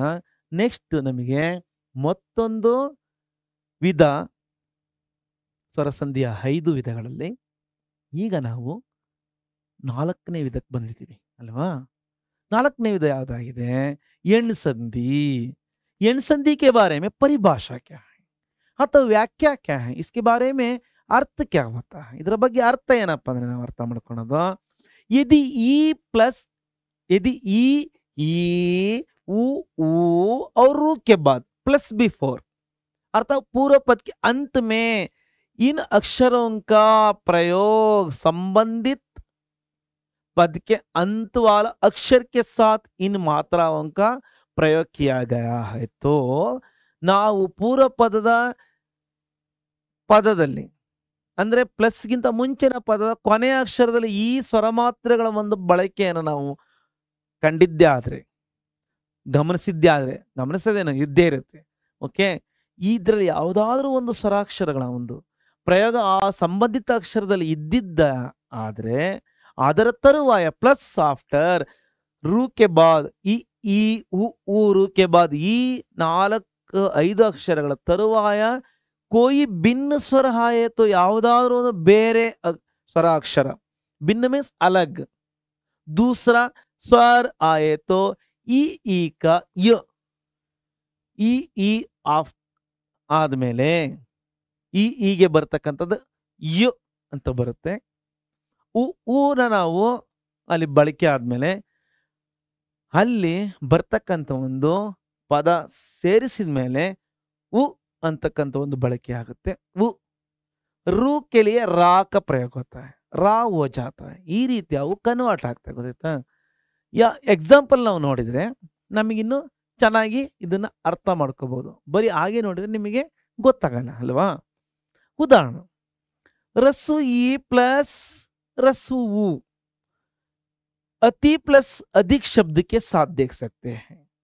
अति में ती के अंदर त प्लस ई इसकी मात्रा है, ई की मात्रा इसके अंदर है. रस्व ईನ ಮಾತ್ರ ಇಲ್ಲಿ ತಿ ಒಳಗಡೆ ಇದೆ. ಜೊತೆಗೆ ಉತ್ತರ ಪದ ಪ್ರಾರಂಭದಲ್ಲಿ ನಾವು ರಸ್ವಸ್ವರ ಹಾನ ಈ ಎರಡರ ಒಂದು ಸಂಯೋಜನೆಯಿಂದ ಅಂದ್ರೆ ಈ ಪ್ಲಸ್ ಈನ ಒಂದು ಬಳಕೆಯಿಂದ ಯಾನ ಒಂದು ಪ್ರವೇಶ ಆಗುತ್ತೆ. ಈ ಅತಿ ಪ್ಲಸ್ ಅಧಿಕನ್ನ ನಾವು ಕೂಡಿಸಿ ಬರೆದಾಗ ಆ ಎರಡು ಪದಗಳನ್ನು ನಾವು ಸಂಧಿ ಏರ್ಪಡ್ತಕ್ಕಂಥ ಜಾಗದಲ್ಲಿ ಪದವನ್ನ ನಾವು ಕೂಡಿಸಿದಾಗ ಸೇರ್ಪಡಿಸಿದಾಗ ಅತ್ಯಧಿಕ್ ನೋಡಿ, ಅತ್ಯಧಿಕ್ ಅಂತೇಳಿ ಬರುತ್ತೆ. ಅತ್ಯಧಿಕ್ ಅತ್ಯ ಯಾ ನೋಡಿ, ಆ ಎರಡು ಅಧಿಕ್ ಪ್ಲಸ್ ಅತಿ ನಡುವೆ ಯಾ ಪ್ರೊನೌನ್ಸಿಯೇಷನ್ ಆಗ್ತದೆ, ಗೊತ್ತಾ? ಈ ಯಾ ಯು ಅಂತ ನಾವಿಲ್ಲಿ ಹೇಳ್ಬೋದು. ಯಾಕಪ್ಪ ಅರ್ಧವಾಗಿ ಅಲ್ಲಿ ಉಚ್ಚಾರಣೆ ಅತ್ಯಾಧಿಕ್ ಅಂತ ಹೇಳಲ್ಲ, ಪೂರ್ತಿ ಯಾನ ನಾವಲ್ಲಿ ಪ್ರೊನೌನ್ಸಿಯೇಷನ್ ಮಾಡ್ತಾ ಇಲ್ಲ, ಪೂರ್ತಿ ಯಾ ಅಲ್ಲಿ ನಾವು ಉಚ್ಚಾರಣೆ ಮಾಡ್ತಾ ಇಲ್ಲ. ಓಕೆ, ಅತ್ಯಧಿಕ್ ಅತ್ಯ ಯು. ओके, नेक्स्ट रस्व ई प्लस दीर्घ हा के लिए इति प्लस हादि, इति के अंदर ही रस्व ई है, ई रस्व ही ती ಒಳಗಡೆ ಇದೆ. हा, इन दोनों की मेल से या आता है. इत्यादि या इत्या, देखिए इत्या या ಬರುತ್ತೆ, ಯು ಬರಬಹುದು ಅಥವಾ ಯಾನು ಕೂಡ ಬರಬಹುದು. ಓಕೆ, ಈ ತರ ನಾವು ತಿಳಿದಂತ ಸಂದರ್ಭದಲ್ಲಿ ಓಕೆ ಗೊತ್ತಾಯ್ತಾ ಮಕ್ಕಳೇ? ಅಂದ್ರೆ ಮುಂದಿನ ಈ ಒಂದು ಪೂರ್ವ ಪದದ ಕೊನೆಯ ಅಕ್ಷರಗಳು ಈ ಊರುಗಳು ಇದ್ದು ನಂತರ ಪ್ಲಸ್ ಆದ್ಮೇಲೆ ಯಾವುದೇ ಸ್ವರಾಕ್ಷರಗಳು ಬರಬಹುದು. ಸ್ವಾನೆ ಬರ್ಬೋದು, ದೀರ್ಘ ಹಾನೆ ಬರ್ಬೋದು, ಊನೆ ಬರ್ಬೋದು, ಹೂನೆ ಬರ್ಬೋದು. ಅಂತ ಸಂದರ್ಭದಲ್ಲಿ ಮುಂದೆ ಆ ಪದ ಸಂಯೋಜನೆ ಆದ್ಮೇಲೆ ಆ ಸಂಯೋಜನೆ ಆಗ್ತಕ್ಕಂಥ ಒಂದು ಸಂಧಿ ಜಾಗ ಇರುತ್ತಲ್ವಾ, ಆ ಸಂಧಿ ಜಾಗದಲ್ಲಿ ಈ ತರ ಯು ಅಂತಕ್ಕಂಥ ಒಂದು ಪ್ರೊನೌನ್ಸಿಯೇಷನ್ ಅಲ್ಲಿ ಆಗಿದ್ದೆ ಆದ್ರೆ ಅದನ್ನು ನಾವು ಎಣಸಂಧಿ ಅಂತ ಕರಿಬಹುದು. ಇನ್ನು ಮತ್ತೊಂದು ಎಕ್ಸಾಂಪಲ್ ನಾವು ಗಮನಿಸೋದಾದ್ರೆ, प्रति प्लस उपकार में ती के अंदर रस्व ही है और पूर्व पद के शुरू में डायरेक्टली स्वर आया है वो, इन दोनों की मेल से प्रत्युपकार यू, प्रत्युपकार यू बदलिದೆ ನೋಡಿ, प्रत्यु प्रत्यु प्रत्यु प्रत्यु यू यू यू यू ಯು ಇಲ್ಲಿ ಬಳಕೆ ಆಯ್ತು. ಗೊತ್ತಾಯ್ತಾ? ಅಂದ್ರೆ ಯು ಯಾ ಅಥವಾ ಯು, ಈ यू या अथवा यू होने वाले शब्दों को एनसंधि के रूप में हम लोग पहचानने के लिए देखो दिया गया है. बाद में देखो बच्चों, अनदर वन एग्जांपल, रसू प्लस रसु हा मनु प्लस अंतर के साथ देख सकते हैं. मनु में नु के साथ रसु प्लस अंतर में आ है, ಅಂತರಲ್ಲಿ ಏನಿದೆ ಹಾ ಇದೆ. ಈ ಎರಡು ಪದಗಳ ಸಂಯೋಜನೆಯಿಂದ ಮನ್ವಂತರ್ ವಾ, ಮನ್ನುವ ವಾಕ ಪ್ರಯೋಗ, ಮನ್ನುವ ಅಂತರ್, ಮನ್ನುವ ಅಂತರ್. ಇಲ್ಲಿ ಏನಾಗುತ್ತೆ, ಹೂಗಳನ್ನ ನಾವು ಬಳಸ್ಬೇಕಾರೆ ಹೂ ಪ್ಲಸ್ ರಸ್ವ ಇರ್ಬೋದು ಅಥವಾ ಉ ಪ್ಲಸ್ ದೀರ್ಘ ಸ್ವರ ಹಾ ಇರಬಹುದು. ಅಲ್ಲಿ ಬಳಕೆ ಮಾಡಿದ ಮೇಲೆ ಏನಾಗತ್ತಪ್ಪ ಅಂದ್ರೆ ಇಲ್ಲಿ ಕೂಡ ಇನ್ನೊಂದು ಉದಾಹರಣೆ, सु प्लस आगत स्वागत. सु के अंदर रसू है, आगत के साथ सीधा सा डायरेक्टली दीर्घ स्वर आ की मात्रा की मेल से वा का प्रयोग कैसे हो जाता है, ಯಾವ ರೀತಿ ಆಗ್ತದೆ, स्वागत स्वागत. सु प्लस आगत स्वागत ವಾ ಅಲ್ಲಿ ಪ್ರಯೋಗ ಆಗುತ್ತೆ. ಇಲ್ಲಿ ನೋಡಿ ಈ ರೀತಿ ಉ ಅಥವಾ ವಾ ಪ್ರಯೋಗ ಆಯ್ತು ಅಂದ್ರೆ ನಾವು ಇದನ್ನ ಎಣ್ಸಂಧಿ ಅಂತ ಕರಿಬಹುದು. ನೆಕ್ಸ್ಟ್ ಎಕ್ಸಾಂಪಲ್ ನೋಡಿ, ರು ಬಗ್ಗೆ ನಾವು ಯೋಚನೆ ಮಾಡೋದಾದ್ರೆ ರು ನಮಗೆ ಪ್ಲಸ್ಗಿಂತ ಮುಂಚಿತವಾಗಿ ಅಂದ್ರೆ ಪೂರ್ವ ಪದದ ಕೊನೆಯಲ್ಲಿ ನಮಗೆ ಯಾವ ಒಂದು ವ್ಯಂಜನ ಜೊತೆಯಲ್ಲಿ ಅದು ಬಂದಿರುತ್ತೋ ತರುವಾಯ ನಾವು ಯಾವುದೇ ಭಿನ್ನವಾದ ಒಂದು ಬೇರೆ ಸ್ವರವನ್ನಲ್ಲಿ ಪ್ರಯೋಗ ಆದ್ಮೇಲೆ ಅದು ಎರಡರ ಒಂದು ಸಂಯೋಜನೆಯಿಂದ ಆಗ್ತಕ್ಕಂಥ ಒಂದು मेल से उन दो पदों अक्षरों के मेल से उत्पन्न होने वाले और एक अक्षर इस तरह आए तो रा.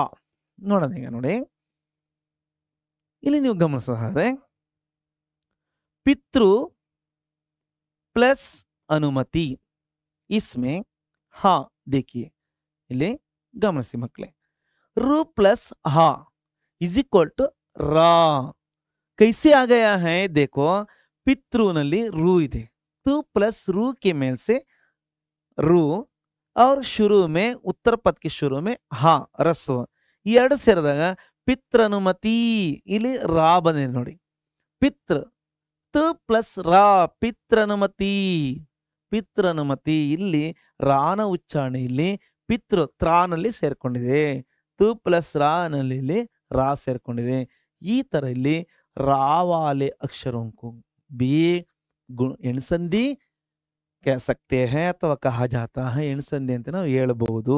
नेक्स्ट रू प्लस हा की मेल्स, इसके लिए उदाहरण पितृ प्लस आज्ञा, पितृ में तु प्लस रू की मात्रा, ತೃನಲ್ಲಿ ಏನಿದೆ ರೂ ಇದೆ, ಈ ರೂ ಮಾತ್ರ ಇಲ್ಲಿದೆ, प्लस उत्तर पद में शुरू में हा, इन दोनों की मेल से पित्राज्ञा त्रा रा ಇಲ್ಲಿ ಪ್ರಯೋಗ ಆಗುತ್ತೆ. ಇಲ್ಲಿ ತು ಪ್ಲಸ್ ರಾ ರಾ ಬಂದ್ಮೇಲೆ ಇಲ್ಲಿ ಏನಾಗುತ್ತಪ್ಪ ಇಸ್ ಈಕ್ವಲ್ ಟು ಹಿಂಗೆ ಬರ್ದೇನೆ ಅದು ತ್ರಾ ಅಂತ ಈ ತರ ಬಳಕೆ ಆಗುತ್ತೆ, ಅಥವಾ ಈ ತರನಾದ್ರೂ ನಾವು ಬಳಸ್ಬೋದು. ಓಕೆ ಮಕ್ಕಳೇ, ಅರ್ಥವಾಯ್ತಾ?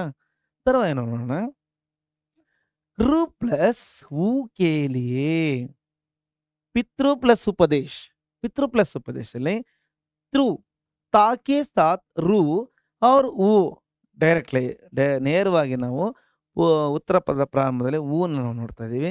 ಈ ಎರಡು ಸೇರಿಸಿದಾಗ ನಮಗೆ पितृपदेश, पितृपदेश पितृ र रा का प्रयोग किया गया इसमें, त प्लस रा की मेल से त्रा ಅಥವಾ इस तरह भी लिख सकते हैं, ಈ ತರ ಕೂಡ ಬರೀಬಹುದು. ಓಕೆ, ಈ ರೀತಿ ನಾವು ಅರ್ಥ ಮಾಡ್ಕೊಂಡ್ಮೇಲೆ ಎಣ್ಸಂಧಿ ಬಗ್ಗೆ ನಮಗೆ ಈಗ ಅರ್ಥವಾಯ್ತಲ್ವಾ? ಈಗ ನಾವೀಗ ನೆಕ್ಸ್ಟ್ ಕೊನೆಯದಾಗಿ ಸ್ವರಸಂಧಿಯ 5ನೇ ಕೊನೆಯ ವಿಧ ಯಾವುದಪ್ಪ ಅಂದ್ರೆ ಅಯಾದಿ ಸಂಧಿ. इसके बारे में समझो, इसके बारे में परिभाषा इस प्रकार समझिए, यदि ये है और वो हौ के बाद ಒಂದು ವೇಳೆ ಅಥವಾ ಒಂದು ಪಕ್ಷ ಪ್ಲಸ್ ಬಿಫೋರ್, ಪ್ಲಸ್ಗಿಂತ ಮುಂಚಿತವಾಗಿ ಅಂದ್ರೆ ಪೂರ್ವ ಪದದ ಕೊನೆಯ ಅಕ್ಷರದಲ್ಲಿ ಏಕಾರ ಹೈಕಾರ ಓಕಾರ ಹೌಕಾರಗಳು ಇದ್ದಾಗ್ಯೂ ಅದರ ತರುವಾಯ ಕೋಯಿ ಭಿನ್ನ ಸ್ವರ ಹಾಯೇತೋ, ಯಾವ್ದಾದ್ರು ಬೇರೆ ಸ್ವರಗಳು ಪ್ಲಸ್ ಆದ್ಮೇಲೆ ಬಂದಾಗ ಬಂದ ಅಂತ ಸಂದರ್ಭದಲ್ಲಿ ಏಕಾರವಾಗಿ ಆ ಪದಗಳು ಆ ಎರಡು ಅಕ್ಷರಗಳು ಜೋಡಣೆಯಾಗಿ ಏಕಾರವನ್ನಲ್ಲಿ ಏರ್ಪಡಿಸ್ಕೊಳುತ್ತೆ, ಏಕಾರವನ್ನಲ್ಲಿ ಪ್ರೊನೌನ್ಸಿಯೇಷನ್ ಮಾಡ್ಕೊಳುತ್ತೆ ಅಥವಾ ತಗೊಳುತ್ತೆ.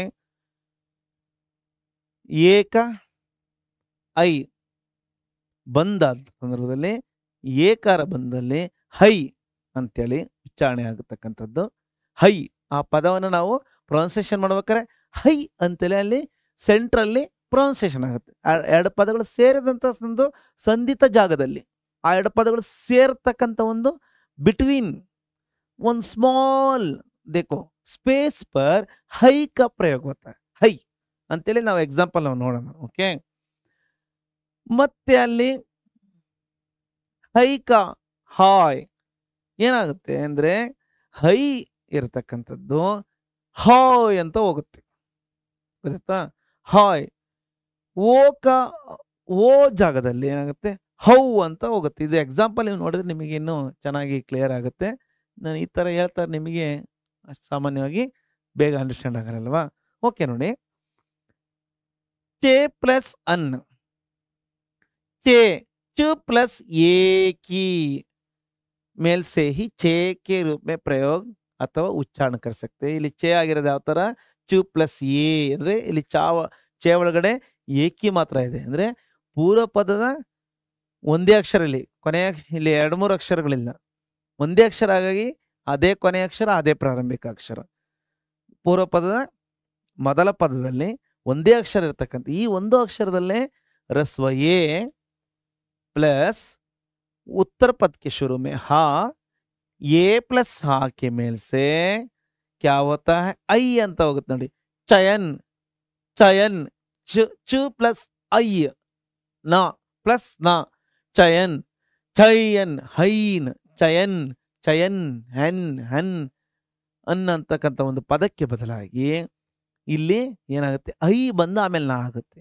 ಇಲ್ಲಿ ಹಾ ಪ್ಲೇಸ್ಗೆ ಏನಾಗುತ್ತೆ, ಹೈ ಅಂತಕ್ಕಂಥದ್ದು ಬಳಕೆ ಆಗುತ್ತೆ. ಇಲ್ಲಿ ಹಾ के स्थान पर ಹೈ का प्रयोग होता है.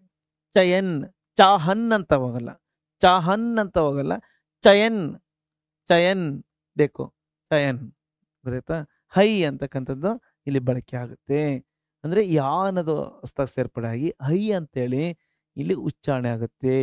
ಗೊತ್ತಾಯ್ತಾ ಮಕ್ಕಳೇ? ಅರ್ಥವಾಯ್ತಾ? ತರುವಾಯ ನಾವು ಎ ಅಂದ್ರೆ ಈ ಎ ಜಾಗದಲ್ಲಿ, ಆ ಎ ಜಾಗದಲ್ಲಿ ಐ ಅಂತಕ್ಕಂಥದ್ದು ಬರುತ್ತೆ ಅಂತ ನಾವು ನೋಡ್ಕೊಂಡ್ವಿ. ಅಂದ್ರೆ ಇಲ್ಲಿ ಚು ಪ್ಲಸ್ ಎ, ಈ ಎ ಪ್ಲೇಸ್ಗೆ ಈ ಹೈ ಅಣ್ಣವ್ರು ಬಂದು ಕುತ್ಕೊಂತಾರೆ. ಚಯನ್, ಹೈನ್, ಗೊತ್ತಾಯ್ತಾ? ಅವಾಗ ಹೈ ಅಂತೇಳಿ ಉಚ್ಚಾರಣೆ ಆಗುತ್ತೆ. ನೆಕ್ಸ್ಟ್ ನಾವು ಎ ಪ್ಲಸ್ ಆ, ಅದೇ ಎ ಪ್ಲಸ್ ಹಾಗೆ ಉದಾಹರಣೆ ನಾವು ಮತ್ತೊಂದು ಉದಾಹರಣೆ ನೋಡಿದರೆ ನಯನ್ ಅಂತ ನೋಡಿದಾಗ ನೇ प्लस अन, ने के साथ एक ही मात्रा है प्लस उत्तर पद के शुरू में हा, इन दोनों के मेल से फिर हई का प्रयोग होता है. नयन, नयन, ನಯನ್, ಈ ತರ ನಾವು ಇಲ್ಲಿ ಬಳಕೆ ಆಗ್ತಕ್ಕಂಥ ಒಂದು ಉಚ್ಚಾರಣೆಯನ್ನು ನಾವು ಗಂಭೀರವಾಗಿ ನಾವು ನೋಡಿದ್ದೆ ಆದ್ರೆ ನಮಗೆ ಅರ್ಥವಾಗುತ್ತೆ ಅಂತ ನಾವು ನೋಡ್ತಾ ಮತ್ತೊಂದು ಉದಾಹರಣೆ ಗಮನಿಸಿ ಮಕ್ಕಳೇ.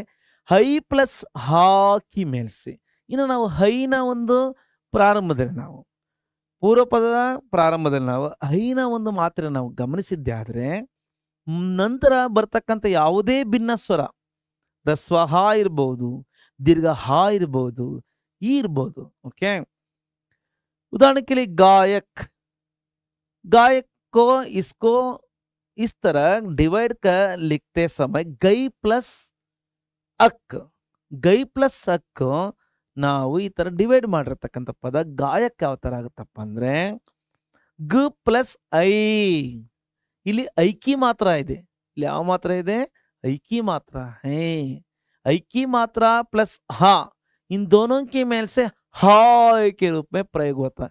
गायक, गायक, हाय, ग प्लस आय प्लस का, गायक, गायक, इस तरह प्रयुक्त होने वाले शब्दों को बाद में हाई प्लस ई, पूर्व पद के एक ही अक्षर के अंदर ही है ऐ की मात्रा, न प्लस है प्लस ई, उत्तर पद के शुरू में ई, इन दोनों के मेल से हाय का प्रयोग किया गया.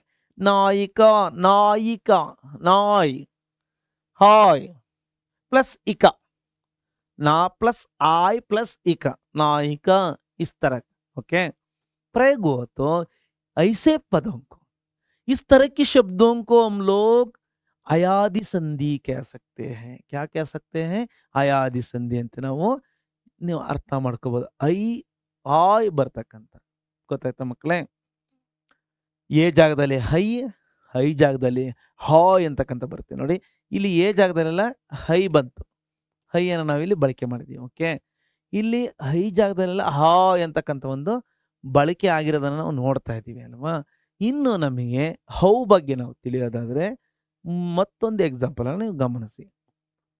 ओ प्लस हाँ का प्रयोग अन अर्थात वो प्लस अन के बारे में अर्थात भवन शब्द के बारे में ಉದಾಹರಣೆ के रूप में समझ सकते ಈ ಒಂದು ಉದಾಹರಣೆ ನಾವು ನೋಡ್ಕೊಳ್ಳೋಣ ಓ ಪ್ಲಸ್ ಆಕ ಪ್ರಯೋಗ ಬೋ ಬು ಪ್ಲಸ್ ಓ ಬೋ ಆಗಿದೆ ಇಲ್ಲಿ ಓಕಿ ಮಾತ್ರ ಎಲ್ಲಿದೆ ಬೋನಲ್ಲಿ ಓಕಿ ಮಾತ್ರ ಪ್ಲಸ್ ಆ ಡೈರೆಕ್ಟ್ ಲೆಟರ್ ಸ್ವರ್ ಓವೆಲ್ಸ್ ಯಾವ್ದಿದೆ ಇಲ್ಲಿ ಹಾ ಇಲ್ಲಿ ಓ ಪ್ಲಸ್ ಹಾಕಿ ಮೇಲ್ಸೆ ಹೌ ಬು ಪ್ಲಸ್ ಔ ಪ್ಲಸ್ ನ ಭವನ್ ಬೌ ಹೌ ಬು ಪ್ಲಸ್ ಔ ನಾ ಭವನ್ ಅಂತ ಆಗುತ್ತೆ ಇಲ್ಲಿ ಹೌ ಅಂತಕ್ಕಂಥ ಇಲ್ಲಿ ಪ್ರಯೋಗ ಆಗುತ್ತೆ ಭವನ್ ನಲ್ಲಿ भवन भाव बौ अन कहता भवन ओके इस तरह बाद में देखो पावन के बारे में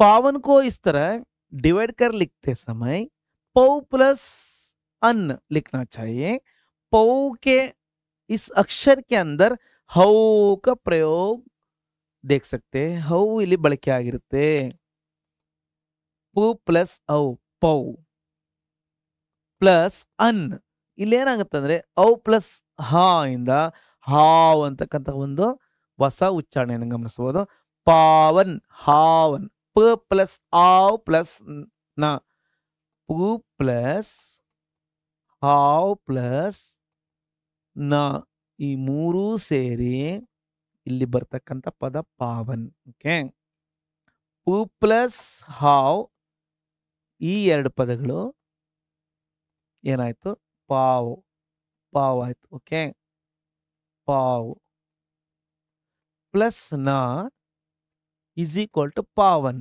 ಓಕೆ ಈ ತರ ನೀವು ಅರ್ಥ ಮಾಡ್ಕೋಬೇಕು ಮಕ್ಕಳೇ ಓಕೆ ಇಲ್ಲಿ ನಮಗೆ ಈ ಒಂದು ಪದ ಉಚ್ಚಾರಣೆ ಅಕ್ಷರಗಳ ಒಂದು ರೂಪಾಂತರವನ್ನು ಗಮನಿಸಿದಾಗ ಹಯಾದಿ ಸಂಧಿಗೆ ಈ ರೀತಿ ನಾವು ತಿಳ್ಕೋಬಹುದು ಓಕೆ ಅರ್ಥವಾಯ್ತಾ औ प्रयोग के बारे में भी हमको उदाहरण में मिला है बाद में हाव के बारे में भी उदाहरण में हम लोग और एक उदाहरण के साथ भी देख सकते हैं ಇನ್ನೊಂದು ಉದಾಹರಣೆ ಜೊತೆ ನಾವು ನೋಡ್ಕೋಬಹುದು नौ प्लस इक इसकी मेल से नाविक होता है नाविक के उच्चारण में क्या है हाव है नौ के अंदर हौ न प्लस हौ नौ हौ प्लस इक में ई अर्थात औ प्लस ई की मेल से हाव नाव प्लस हाव प्लस इक नाव देखो इली नाव वाला सारे न प्लस आव प्लस इक क्या होता है न प्लस आव नाव ಇಲ್ಲಿ ಬಂದಿ ನೋಡಿ नु प्लस आव इज इक्वल टू नाव प्लस इक ಏನಾಯ್ತು ನಾವಿಕ್ ಈ ವಾ ಒಳಗಡೆ ಈ ಒಂದು ಈನ ಒಂದು ಸ್ವರ ಮಾತ್ರ ಯಾವುದು ಗುಡ್ಸು ಅಲ್ವಾ ಆ ವಾ ಜೊತೆಲಿ ಸೇರ್ಕೊಳುತ್ತೆ ಅವಾಗ ಅದು ನಾವಿಕ್ ಆಗುತ್ತೆ ಓಕೆ ಅರ್ಥವಾಯ್ತಾ ಅರ್ಥ ಆಗಿದೆ ಅಂದ್ಕೊಂತೀನಿ ತರುವಾಯ ನಾವು ಆ 5 ಪ್ರಕಾರಗಳನ್ನು ನಾವು ಸ್ವರಸಂಧಿ 5 ಪ್ರಕಾರ ನೋಡಿದ್ಮೇಲೆ ಇನ್ನ ನಾವು ಆ ಸ್ವರಸಂಧಿಯ ಮುಖ್ಯ ಅಂದ್ರೆ ಸ್ವರಸಂಧಿ ಜೊತೆಲಿ ಮತ್ತೆರಡು ಪ್ರಧಾನವಾಗಿರ್ತಕ್ಕಂಥ ಸಂಧಿಯ ವಿಧಗಳಲ್ಲಿ ನಾವು ಎರಡನೇ ವಿಧಾನನ ಗಮನಿಸ್ತಾ ಇದ್ದೀವಿ ವ್ಯಂಜನ ಸಂಧಿ के बारे में व्यंजन संधि के बारे में इतना मुश्किल नहीं है ಇಷ್ಟೊಂದೇನ ನಾವೇನಾವೆಲ್ಲ 5 ಸಂಧಿಗಳನ್ನು ನಾವು ನೀವು ಒಂದು ಸ್ವಲ್ಪ ಏನಿಲ್ಲ ಅದು ಈಸಿನಲ್ಲಿ ಒಂದು ನೀವು ಮೇಲ್ನೋಟದಲ್ಲಿ ಸರಿಯಾದ ರೀತಿಯಲ್ಲಿ ಒಂದು ಸ್ವಲ್ಪ ಡೀಪ್ ಆಗಿ ನೀವು ಇನ್ವಾಲ್ವ್ ಆಗ್ಬಿಟ್ರೆ ಅದೇನೋ ಕಷ್ಟ ಆಗಲ್ಲ ಓಕೆ ಕೊನೆ ನಿಮ್ಮ ಮೈಂಡ್ ಮ್ಯಾಪಲ್ಲ ನಿಮಗೆ ಅದನ್ನು ಇನ್ನು ಈಸಿಯಾಗಿ ನಿಮಗೆ ನಾನು ಅರ್ಥೈಸ್ತೀನಿ ಓಕೆ ನೋಡಿ ವ್ಯಂಜನ ಸಂಧಿ ಬಗ್ಗೆ ನಾವೀಗ ತಿಳಿಯೋಣ ಮಕ್ಕಳೇ ವ್ಯಂಜನ से ಸ್ವರ ಅಥವಾ ವ್ಯಂಜನ के मेल से उत्पन्न विकार को ವ್ಯಂಜನದಿಂದ ಸ್ವರ ಅಥವಾ ವ್ಯಂಜನಗಳ ಒಂದು ಸಂಯೋಗದಿಂದ ನೋಡಿ ವ್ಯಂಜನ ಜೊತೆಲಿ ಮತ್ತೊಂದು ಸ್ವರಾಕ್ಷರ ಬರಬಹುದು ಅಥವಾ ವ್ಯಂಜನಕ್ಕೆ ವ್ಯಂಜನ ಸೇರ್ಕೋಬಹುದು कॉन्सोनेंट्स प्लस कॉन्सोनेंट्स अथवा कॉन्सोनेंट्स प्लस वोवेल इन दोनों के मेल से उत्पन्न विकार को ಅಲ್ಲಿ ಸೃಷ್ಟಿ ಆಗ್ತಕ್ಕಂಥ ಉತ್ಪನ್ನ ಮೀನ್ಸ್ ಕ್ರಿಯೇಟೆಡ್, ವಿಕಾರ ಮೀನ್ಸ್ ಚೇಂಜಸ್, ಬದಲಾವಣೆಯನ್ನು ನಾವೇನಂತ ಕರಿತೀವಿ, ವ್ಯಂಜನ ಸಂಧಿ ಅಂತ ಕರಿತೀವಿ, ವ್ಯಂಜನ संधि कहते हैं।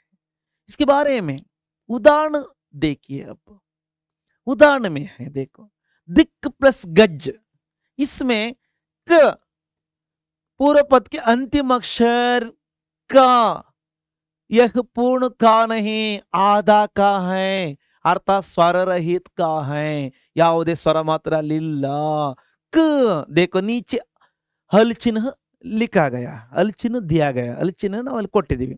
ಹಾಗಾಗಿ ನೆಕ್ಸ್ಟ್ ಇಲ್ಲಿ ಗಜ್ ಅಂತ ಇರ್ತಕ್ಕಂಥ ಉತ್ತರ ಪದದ ಪ್ರಾರಂಭಿಕ ಅಕ್ಷರದಲ್ಲಿ ಗಾ ಒಳಗಡೆ ಸ್ವರ ಮಾತ್ರ ಹಾ ಇದ್ರೂ ಕೂಡ ಆ ಎರಡು ಸಂಯೋಜನೆಯಿಂದ ಅರ್ಧಕ್ ಪ್ಲಸ್ ಗ ವ್ಯಂಜನ, ಇಲ್ಲಿ ಪೂರ್ಣ ಗ ವ್ಯಂಜನ ಅಂತಲೇ ನಾವು ತಿಳ್ಕೋಬೇಕು।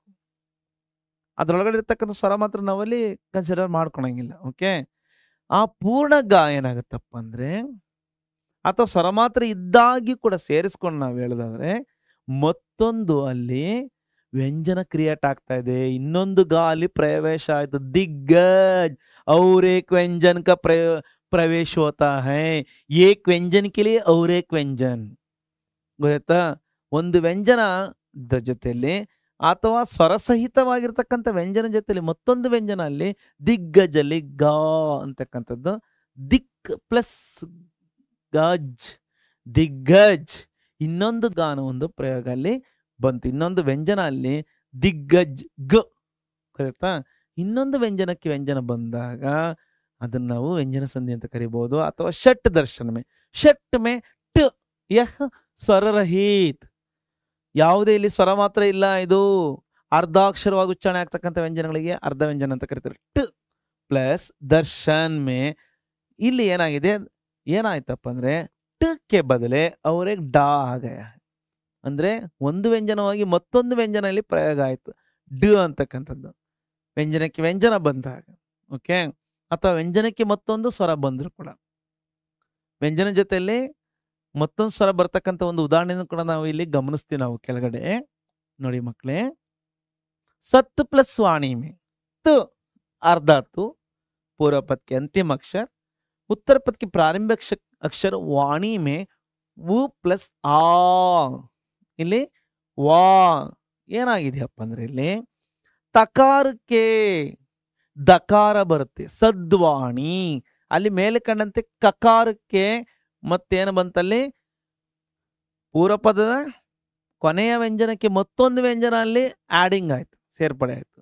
ಇಲ್ಲೂ ಅಷ್ಟೇ ಷಟ್ ದರ್ಶನದಲ್ಲಿ ಟಕಾರಕ್ಕೆ ಡಕಾರ ಬಂತು, ಈ ರೀತಿ ವ್ಯಂಜನಕ್ಕೆ ಮತ್ತೊಂದು ವ್ಯಂಜನ ಬರಬಹುದು ಅಂತ ಒಂದು ಈ ಸ್ವರೂಪದ ಪದಗಳಿಗೆ, ಈ ರೀತಿಯ ಒಂದು ಪದ ಪ್ರಯೋಗಗಳಿಗೆ ನಾವು ವ್ಯಂಜನ ಸಂಧಿ ಅಂತ ನಾವು ಕರಿಬಹುದು, ಓಕೆ।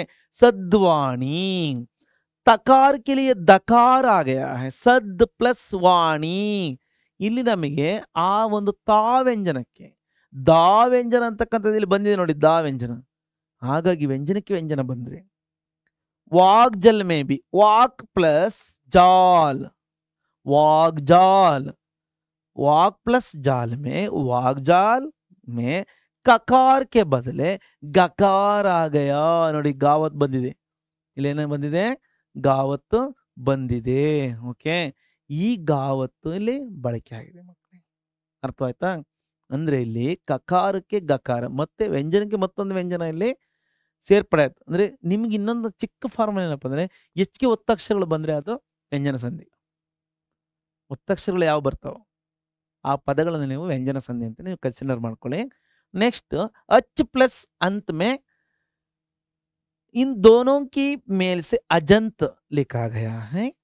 अच आधा उच्चारित होने वाला च व्यंजन के लिए जकार आता है, च ಹೋಗಿ ಜಾ ಬಂತು, ಅಂದ್ರೆ ಈ ಸ್ವರಕ್ಕೆ ಬದಲಾಗಿ ಹಮ್ ಹಾ ಸ್ವರಕ್ಕೆ ಬದಲಾಗಿ ಇಲ್ಲಿ ನೋಡಿ ವ್ಯಂಜನದೊಂದಿಗೆ ಸ್ವರ ಅಥವಾ ವ್ಯಂಜನಕ್ಕೆ ಆ ಸ್ವರ ಬಂದ್ರು ಕೂಡ ಅಲ್ಲಿ ಏನಾಯ್ತಲ್ಲಿ, ಇಲ್ಲಿ ಆ ಸ್ವರ ಹೊರಟೋಗಿ ಮತ್ತೆ ವ್ಯಂಜನಕ್ಕೆ ವ್ಯಂಜನನೇ ಜಾ ಬಂತು, ಹಾಗಾಗಿ तत् प्लस रूप, इसमें भी त पूर्व पद के अंतिम अक्षर आधा व्यंजन तू के बदले पूर्ण वो 2 शब्दों को रूप और तत् दोनों को मिलाने के बाद और एक व्यंजन का प्रवेश आ गया है।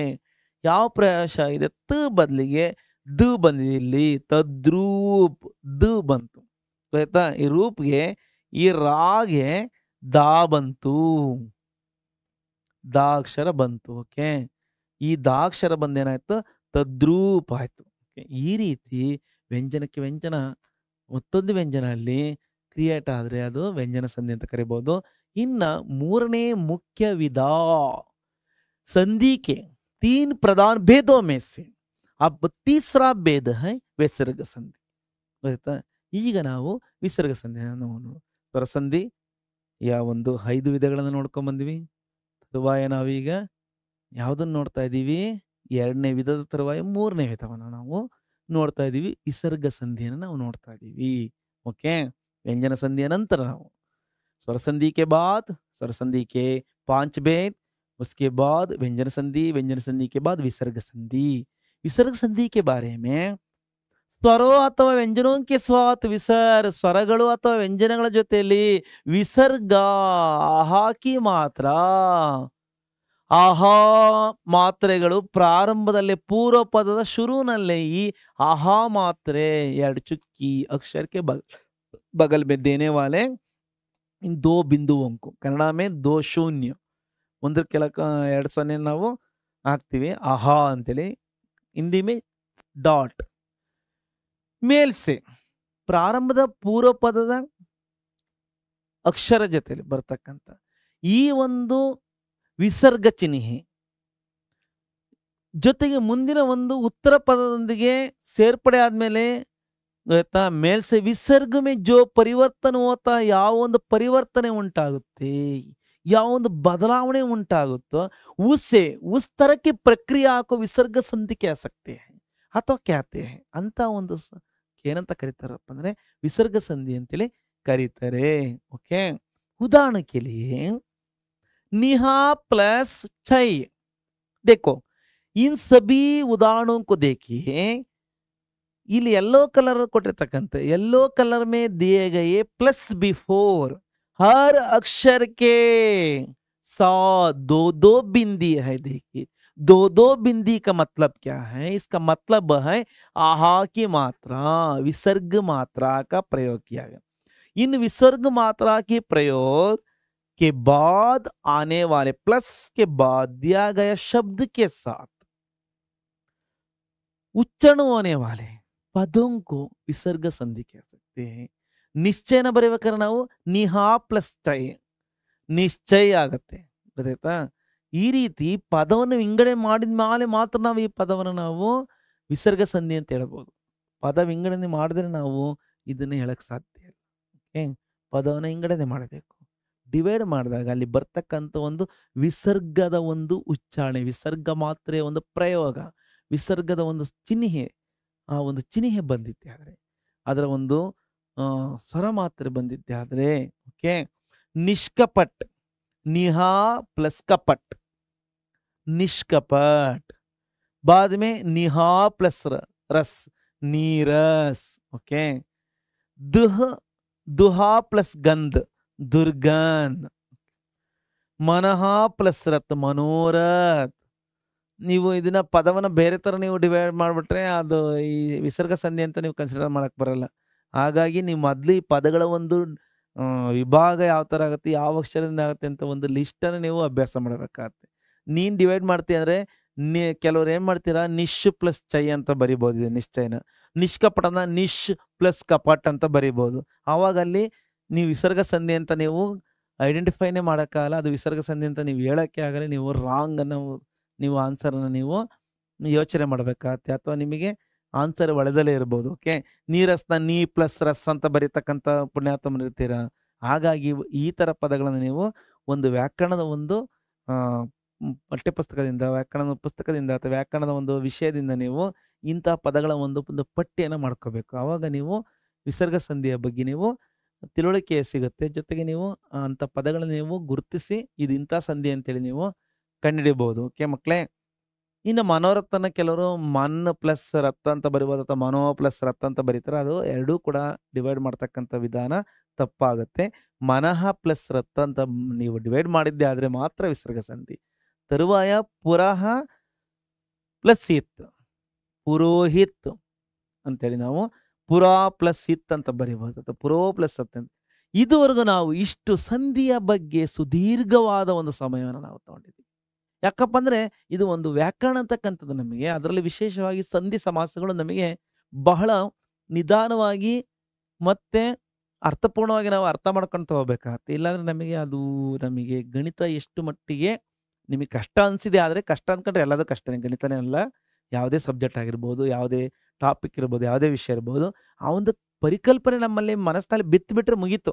ಗ್ರಾಮರ್ ಅಂದರೆ ಭಾಷಾ ವಿಷಯಗಳಲ್ಲಿ ಕಷ್ಟ ಅಂತ, ಹೇಗೆ ನೀವು ಕೋರ್ ಸಬ್ಜೆಕ್ಟಲ್ಲಿ ಗಣಿತ ಕಷ್ಟ ಅಂತೀರೋ ಅದೇ ಥರ ಲ್ಯಾಂಗ್ವೇಜಲ್ಲಿ ನೀವು ಗ್ರಾಮರ್, ಕನ್ನಡ ಇರ್ಬೋದು, ಹಿಂದಿ ಇರ್ಬೋದು, ಇಂಗ್ಲೀಷ್ ಇರ್ಬೋದು, ವ್ಯಾಕರಣ ಅಂದರೆ ಕಷ್ಟನಪ್ಪ ಅಂದ್ಕೊಂಡ್ರೆ ಅದು ಕಷ್ಟನೇ. ಗಣಿತ ಆದರೂ ಅಷ್ಟೇ, ಯಾವತ್ತೂ ಕೂಡ ಕಷ್ಟ ಅಂತ ನಾವು ಟೀಚರ್ಸ್ ಹೇಳಬಾರ್ದು, ಮತ್ತು ನಾವು ಕೂಡ ಹೇಳ್ದಾರ ಮಾತನ್ನು ಕೇಳಬಾರ್ದು.